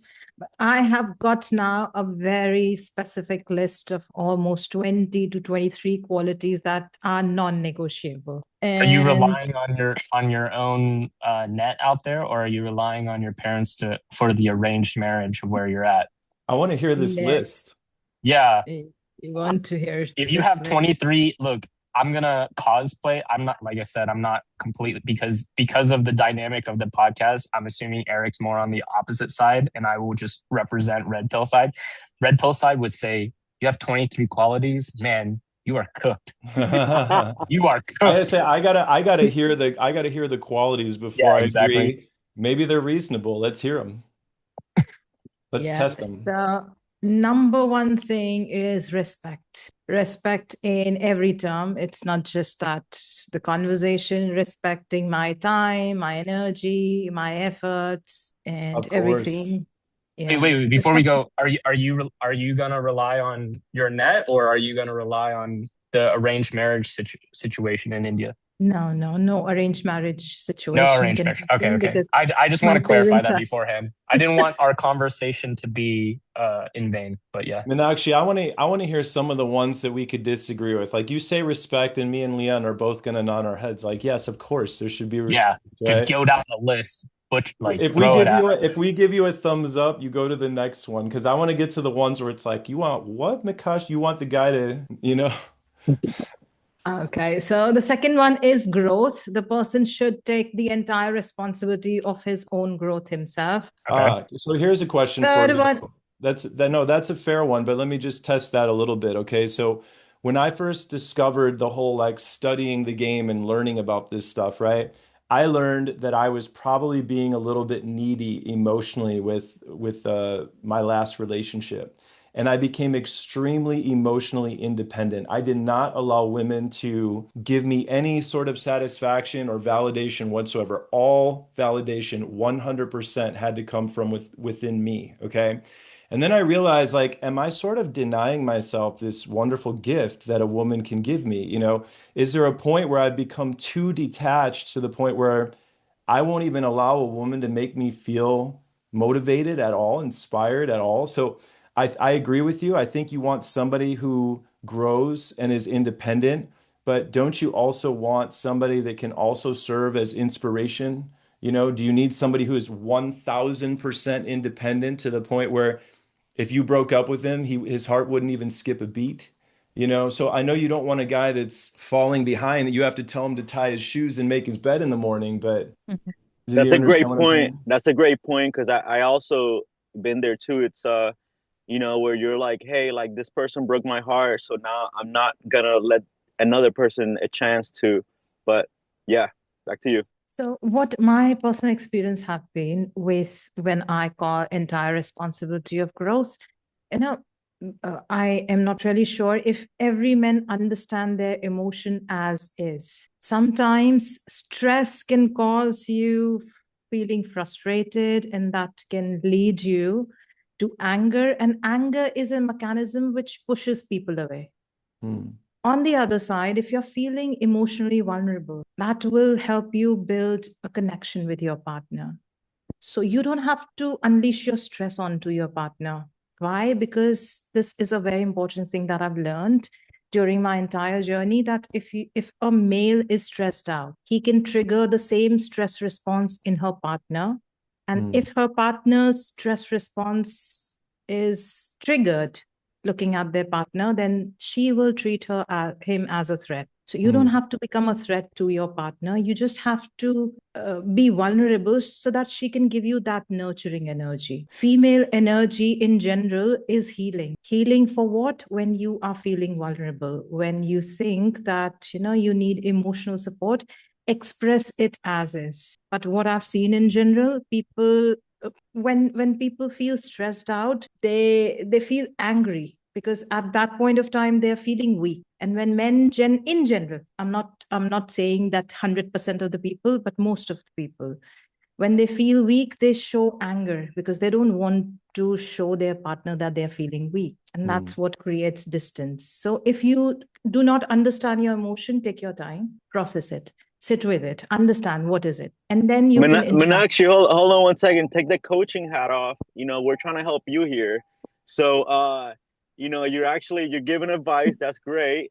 But we're actually working on you here. So, So my take is, yes, emotion in general, people's energy in general affect me a lot. You might say that, you just said one word in anger, but it affects me a lot. So entire responsibility of your growth. If you're stressed out, process your stress, manage it yourself, hire a therapist. I'm here to support you. Yes. Okay. Yes. Yeah, It's kind of like when my wife is having a bad day, or when I'm having a bad day, there's certain things that I can help her with, certain things she can help me with, and then there's a certain amount, no, that's on you. You need to deal with that. You need to handle that, or there's something that I need to handle, I need to deal with, right? So you do want to support your partner, but you want to draw a line between dependency, emotional dependency. So fair, totally agree with you. You got to be able to you've got to be able to artfully explain that to a guy, because most guys will agree with you, but you've got to be able to get it across to him, or he might be like, like, what do you mean? Yeah, you can understand that because you've put in a lot of work. I think that's one of the parameter as well. So the third point is the guy should be really very secure. I, in general, is a person who, when I go out, I tend to attract people. That's what I've been told by my yoga teachers. In general, my energy is very healing. So they are all sort of trauma dumpers, people who are looking for good positive energy. I'm surrounded by a lot of people in general. So the person has to be really secure that, there's nothing going on, because more than the situation can stress me out, that people are flocking around me. What stresses me out is that my partner doesn't trust me, because I've had these episodes in past where my work is stressing me out a lot. On top of that, I have to be answerable to my partner, so he has to be very secure. Yeah, let's speed through this. Let's try to find one that you guys can do, let's speed through, like, yes, yes, yes, yes, yes. Okay, boom. Let's find one we can tease you about, Mina. Like one where, like, what are you talking about? That's I could tease her about the secureness. I could tease her right now. I can tell Mina has not been red pilled yet, but it's okay. It's okay. Yes. You'll get there, Mina. You just keep focusing on it. You'll, make improvements as you go. Yeah, and person That's a joke. That's a joke. Next, what's the other quality? Thank you. This is what's it called? The scene in Weird Science, but for girls. You're building the perfect dude. Yes, You're and uploading all the stuff in the computer. No, it's all of my experiences. I've got a I agree with list Joe though too. Let's do it rapid fire. So you're gonna say a quality and you're gonna explain it succinctly, and then Leon will agree or disagree, and I'll agree or disagree, and we'll do like the rapid fire because I want to Yeah. hear these two. So secure, absolutely. If the guy is getting insecure because you're talking to other people in social environments, like he needs to work on that. Now, if you're talking to other people in social environments and you're flirting with other people and you don't invite him out and you're always going out for girls' night, okay, he has a little case to make against you, right? But yes, security. Next one is the person should be spiritual, should invest in his spiritual health. That's a personal preference of yours, right? Some people don't, some people are very just objective and science-minded and linear, but fair if that's a quality that you want, but recognize that that's a preference of yours, right? Yeah, and let's also specify it because you're saying the person, like why don't we use my future life partner instead? How about that? How does that sound? Oh my God. Sounds so sweet. My future You're gonna partner should. you're gonna manifest it. Manifest it. Let's go. Yeah. So I did not get 3 thumbs up. I got just one. Thumbs up. I think Leon doesn't agree Wait, on this. well, I'm sorry, say the point. I'm sorry. The quality? You got to say thumbs up if you like these qualities. She wants Yeah, her yeah, partner to be spiritual. Yeah. Spiritual, So the next one. indifferent. No. Yeah. So the next one should be debatable. No smoking and drinking at all. I agree. It's a personal preference, right? But this makes the Yeah. case for ideal mate theory, right? There's what people are generally attracted to, and then there are personal preferences. And the entire pickup and dating community is built around the idea of evolutionary and economic mate selection theory. Much of it holds true, right? I don't want to be with someone who smokes either. So Okay, so person shouldn't be lazy at all.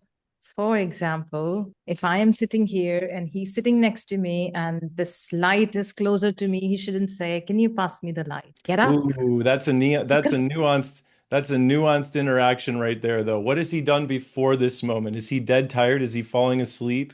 You Doesn't don't know what's on matter. his Get mind. up, pick up, go back. That's too Sit. demanding. Yeah.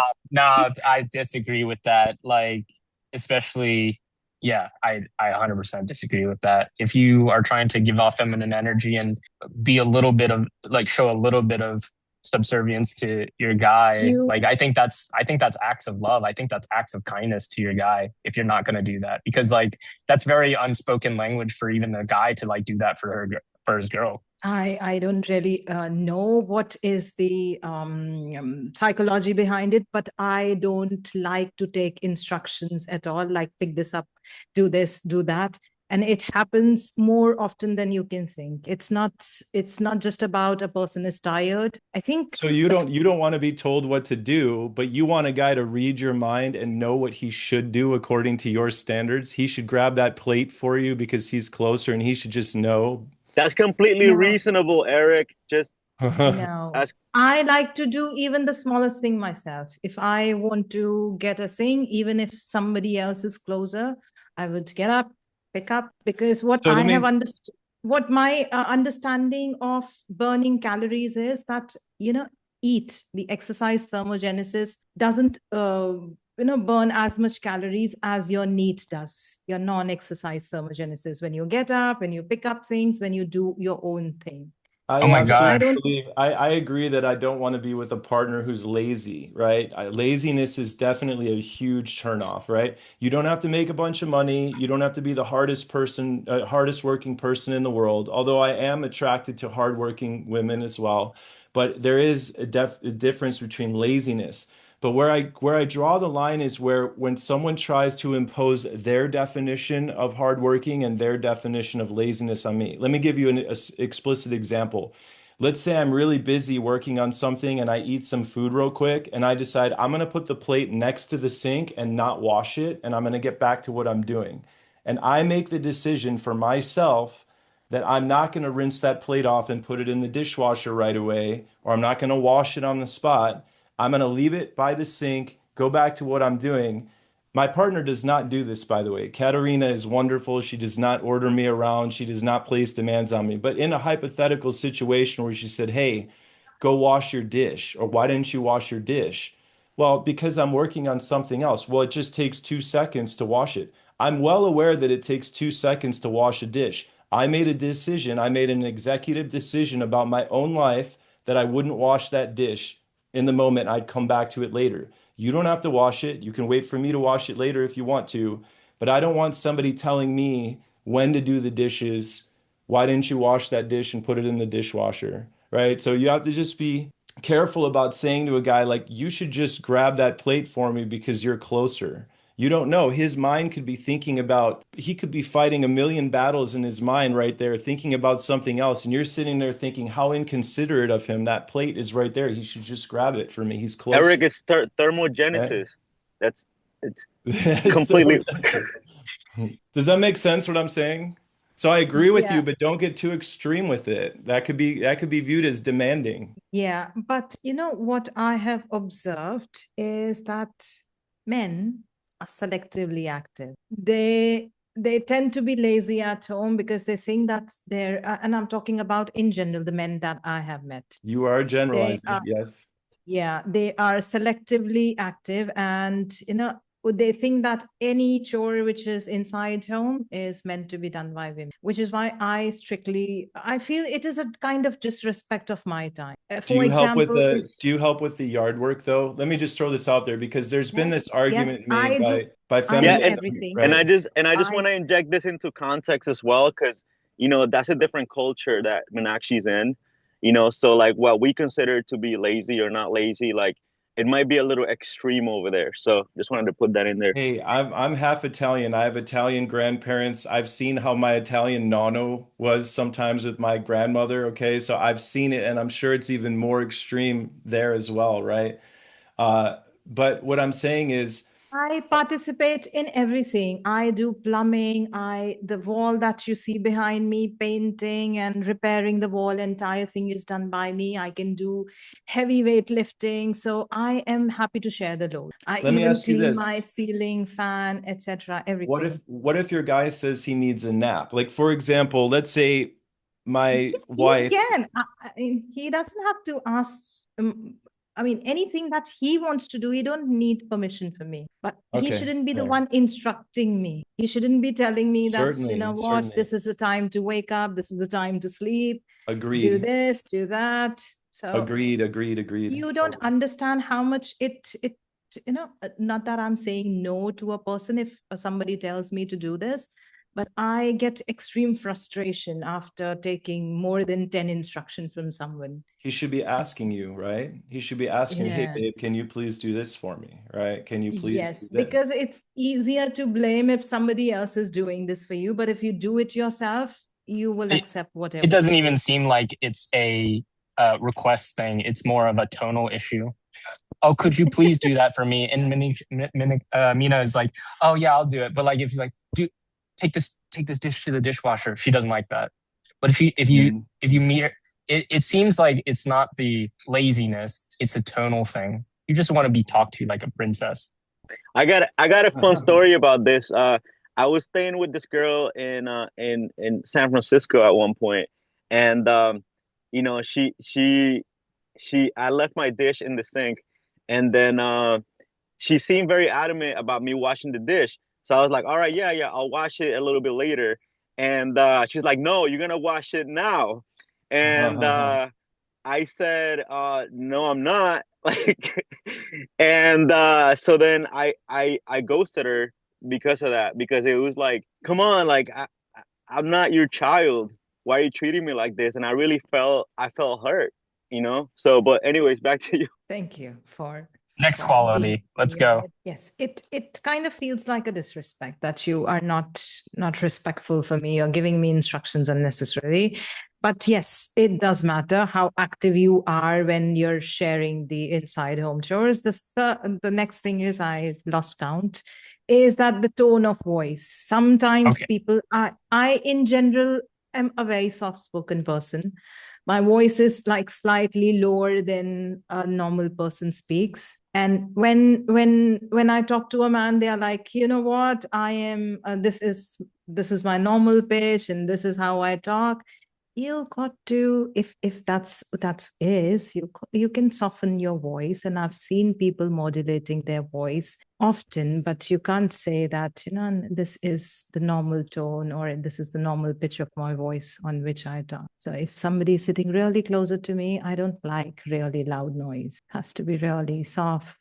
I don't mind whispering, but yes. But so let me ask you this. If a guy met your ideals in like many different other areas of life, but he had a little problem controlling the volume of his voice, you would be like, oh man, I can't do it. Like, what if Yeah, he just, non-negotiable. what if he was passionate and sometimes he talks about certain things and he gets animated and passionate and raises his voice, like, but he's amazing in every other way. He's got everything you would possibly want in a dude, but he just sometimes gets a little bit emotional and he can get a little bit aggressive in his tonality, but he loves you deeply and he respects you in every way. Just he's got a little bit of a passionate way of communicating. You're like, nope, next. No, you said sometimes. Sometimes is okay. But in general, majority of time, you got to keep your voice slightly low. Fair. I mean, I think we're going in circles. I already said this like in the last point. I said I already picked up on this tonal issue. But yeah, go ahead. Like Nice. I can tell the future. All right, The keep going. future teller, yeah. Yeah, and then I just want to say, like, because Tony Robbins talks about this in his ultimate love and passion thing, where he's talking about the 80-20, like what are the negotiables and what are the non-negotiables, and are your non-negotiables negotiable? So Mm. are these something that we can, like Eric just said, hey, it's like, are there exceptions to the rule, or is it something that is completely off the table? This is something non-negotiable because I've observed when people are louder, it like kind of induce a kind of stress inside me. I go into a panic mode, like I have to defend myself. Now the person, my brain is like kind of ready to fight and defend. So anybody who's like speaking in a louder voice, I feel I am not myself. I feel the Listen, need of defending myself. my Me, wife has a similar thing. My wife does not like arguing and raising voices, but sometimes I tell her, look, you're yelling at me without even saying a word sometimes. Sometimes her silence is more like painful than me raising my voice. So I'm not allowed to raise my voice, but she can give me silent treatment that just cuts through me like a knife. So I don't know, but we get along really good. But this is just a little theme that's come up from time to time. Interesting to hear you speak it out because she says the same thing. She says, when you raise your voice and you get excited about something, I feel it on an emotional level. And I'm like, yeah, but babe, it doesn't mean it's directed at you. I could be complaining or bitching about something completely outside of our relationship, and the anxiety wells up in her. I try not to do it, but I am half Italian. I'm half Swedish, half Italian. So sometimes I'm ice cold and sometimes I'm more animated, if we're going to generalize and stereotype, since we've done a bit of that on this podcast, right? I get that. I've done a lot of work on myself and I've understood what are my triggers and how I interact with people. So I've seen a deviation in my normal behavior, which is the main cause of the conflict and conflict escalating. I think this is one of the things because how most of the time people control you is through using loud voices. Like if my parents have to scold me, they will yell at me simply, and I would stop doing what. So this is a conditioning, and whenever I hear someone talking louder, I keep my guards up. So what you are talking to is not me. It's totally a different person who's just trying to protect herself. So that's something non-negotiable in that term, because we won't be able to get a conflict resolution if the person is constantly raising his voice. And that's what I don't like. Conflict is supposed to be either resolved or you got to live with it, but not that you And are... I agree with you, Mina. I definitely think as a general rule, what you're saying holds up, So I wanted to test how strict that rule was. So you're saying, yeah, sure, from time to time we're going to raise our voice, but as a general rule of thumb, you want someone of similar temperament to you. And there's a lot of science that shows that people of similar temperament tend to do better in relationships. It's not across the board, but if we're going to generalize, fair enough. Quick question. If Kumail Nanjiani told you to go take his glass to the sink, you would? Sorry, I did not get it. What was that about? Like Kumail, if you're in a situation where you're dating Kumail Nanjiani and he told you, yo, girl, go take my drink to the sink, would you do it? No, she wouldn't. She'd be like, who are you No, talking no, to no, like no. Wait that? a second. Don't feed her any lines because she didn't even answer immediately. She thought about it. There was I think there was hesitation in that. If Kumail Nanjiani told you to go do this certain thing and he's closer to the dish, would you do it? no, it's No? no. Yeah. Okay, maybe she doesn't like That Kumail wasn't There Nanjiani. was a that little was that wasn't hesitation there. that There was wasn't the certain, yeah. hesitation. That That wasn't wasn't a a 100%. resounding no. I was about to say there was a +1 for red I pill don't right know there. who the guy is. First, I don't know who the guy is. Who are you talking about? Oh, okay. Yeah. He's famous Indian See, actor. Okay, it's fine. It's okay.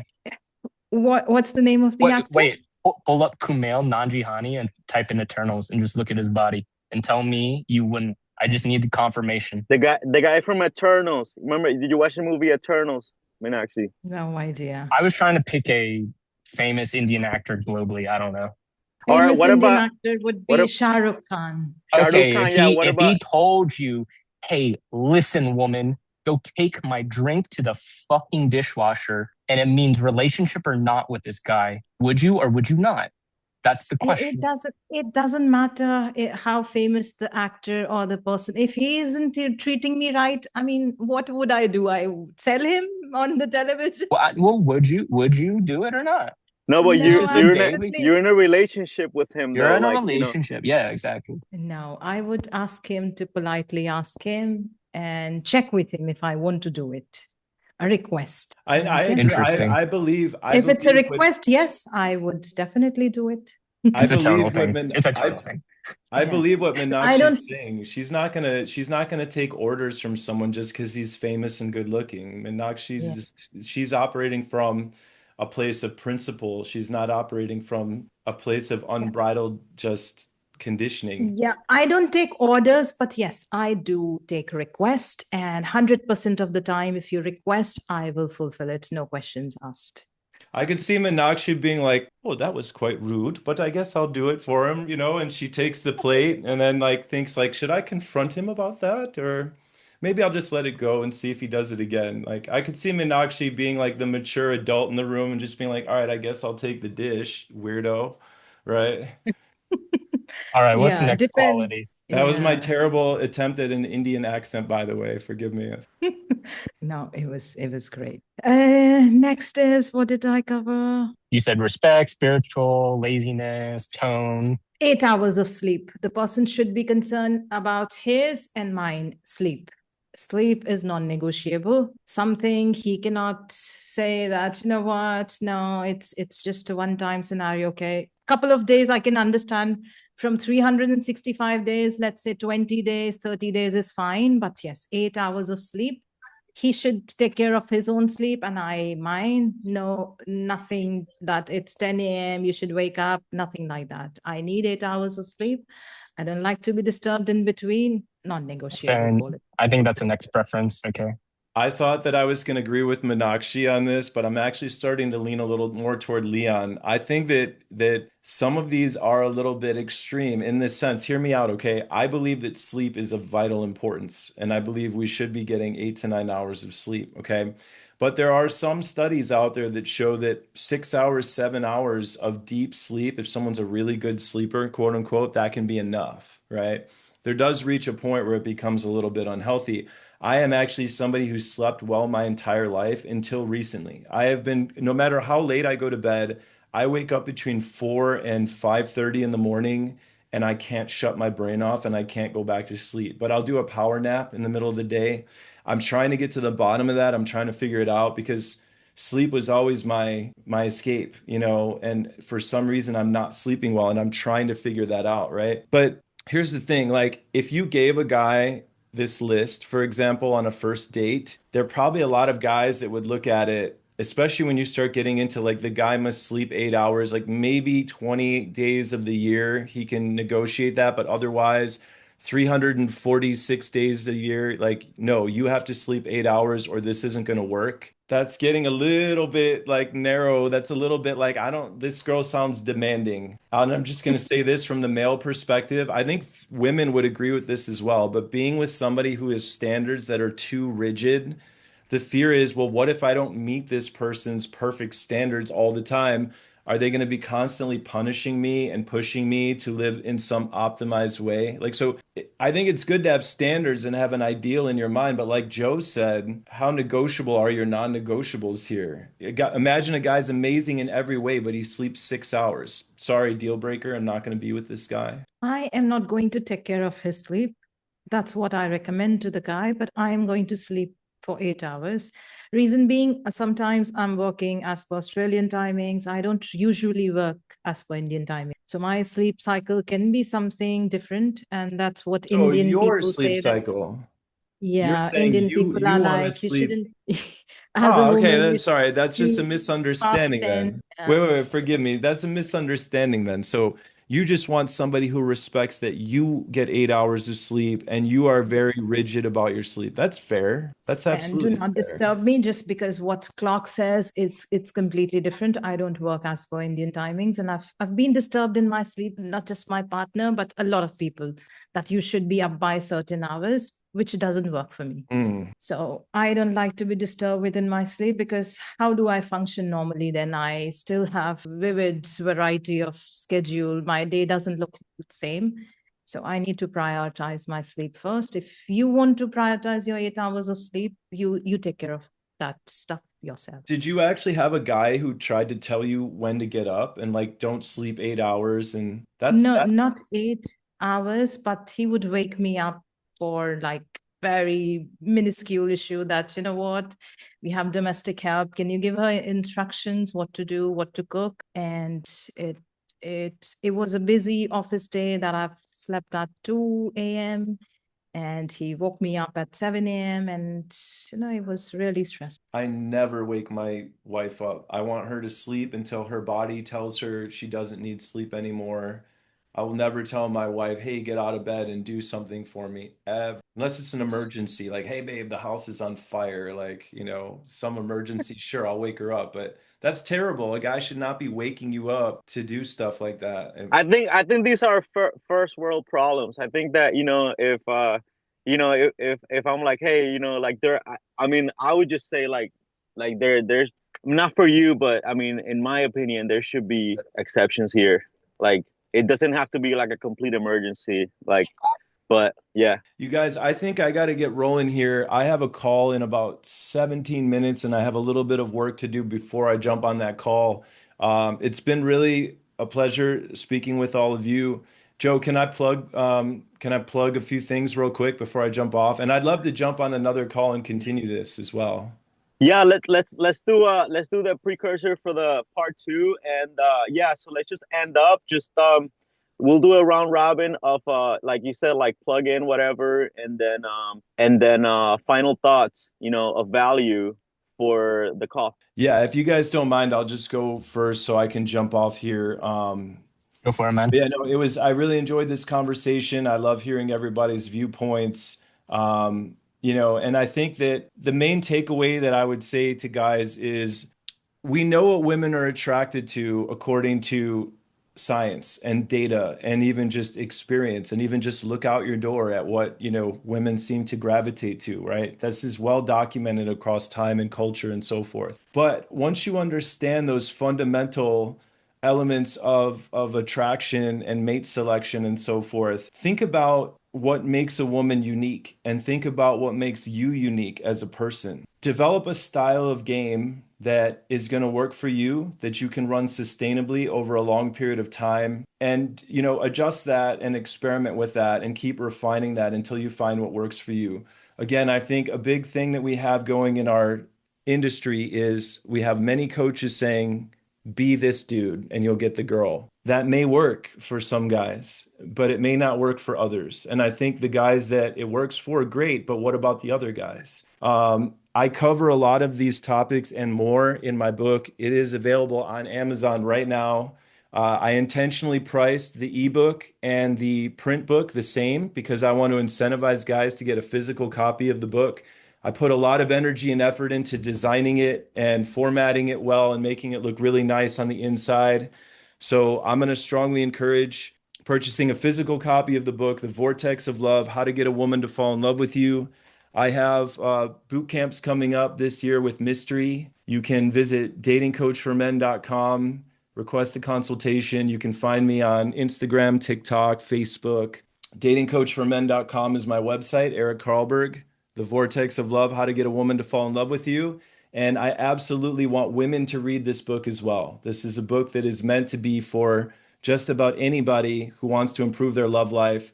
And I believe you can even strengthen your existing relationship with this book as well. Everybody needs to read this book. Everybody in the Thank you. entire universe. Joe, thank you, brother. Appreciate you, man. There it is. Awesome. Thank you. Thank you so much, Mina. Leon, it was a pleasure meeting you, brother. And yeah, let me know, Joe, if you want to do another one of these. I'm happy to jump on. If you guys don't mind, I'm going to dip out. Is that okay? Unless everyone's doing a quick goodbye, I can stick for a few minutes here. Yeah, sure. You can carry on with your work. We'll see you. Thank you, Amish, for being here. Great Well, yeah, insights. we're just gonna do a quick goodbye because I also think we've been here enough. So let's just do our quick last words and then quick goodbye. Sounds good. Yeah, I'll let Leon speak first. Yeah. Well, me and Eric are in the same degree, but I am more of a promoter of actual practicalness, getting in the trenches, doing the cold approach, building the relationships, creating canonical events with women from around the world. I know Eric's more on stateside, but I'm more of an international guy, 007. So if you want, if you perhaps not want to read the book, you can DM me on Instagram. That's my only plug. Great. Thank you, Amish. So I've got really great insights. I think relationship is one thing that I have least understood so far, but I see how Eric was talking about relationship and he talked about his Scandinavian origin. I think one of the best people that I've met, specifically men, are from Scandinavian countries. So yeah, I think none of the ways are better or good. If you want to take it fast and fail fast and just keep meeting people, eventually you'll lead to the one. But if you take it slow, someone like me who takes time, because what I look in a relationship is safety and stability. So I just choose wisely. I go slow. So you can choose either ways. Yeah, same here. There's generalized approaches which work for 80-20 people, and there are generalized approaches that work for 20% of people. And I think that you got to find what works for you, and then essentially learn to be authentic at the end of the day. But with that, thank you everybody for joining in, and thank you for this beautiful panel. And then yeah, we'll plan for a part 2. Thank you. See you guys. Minakshi Swimwear Part 2. Yeah. See you guys. All right, guys. Yeah, have a beautiful day. Welcome to the Zoom food. Yeah. Step in, wipe your feet, this a focus zone. White belt tied tight, but my mind fully grown. Bow to the moment, sensei say be here. I silence the noise, make the vision real clear. Phone face down, I don't scroll, I don't slip. While they thumb through distractions, I sharpen the grip. One target, one flame, let it burn in the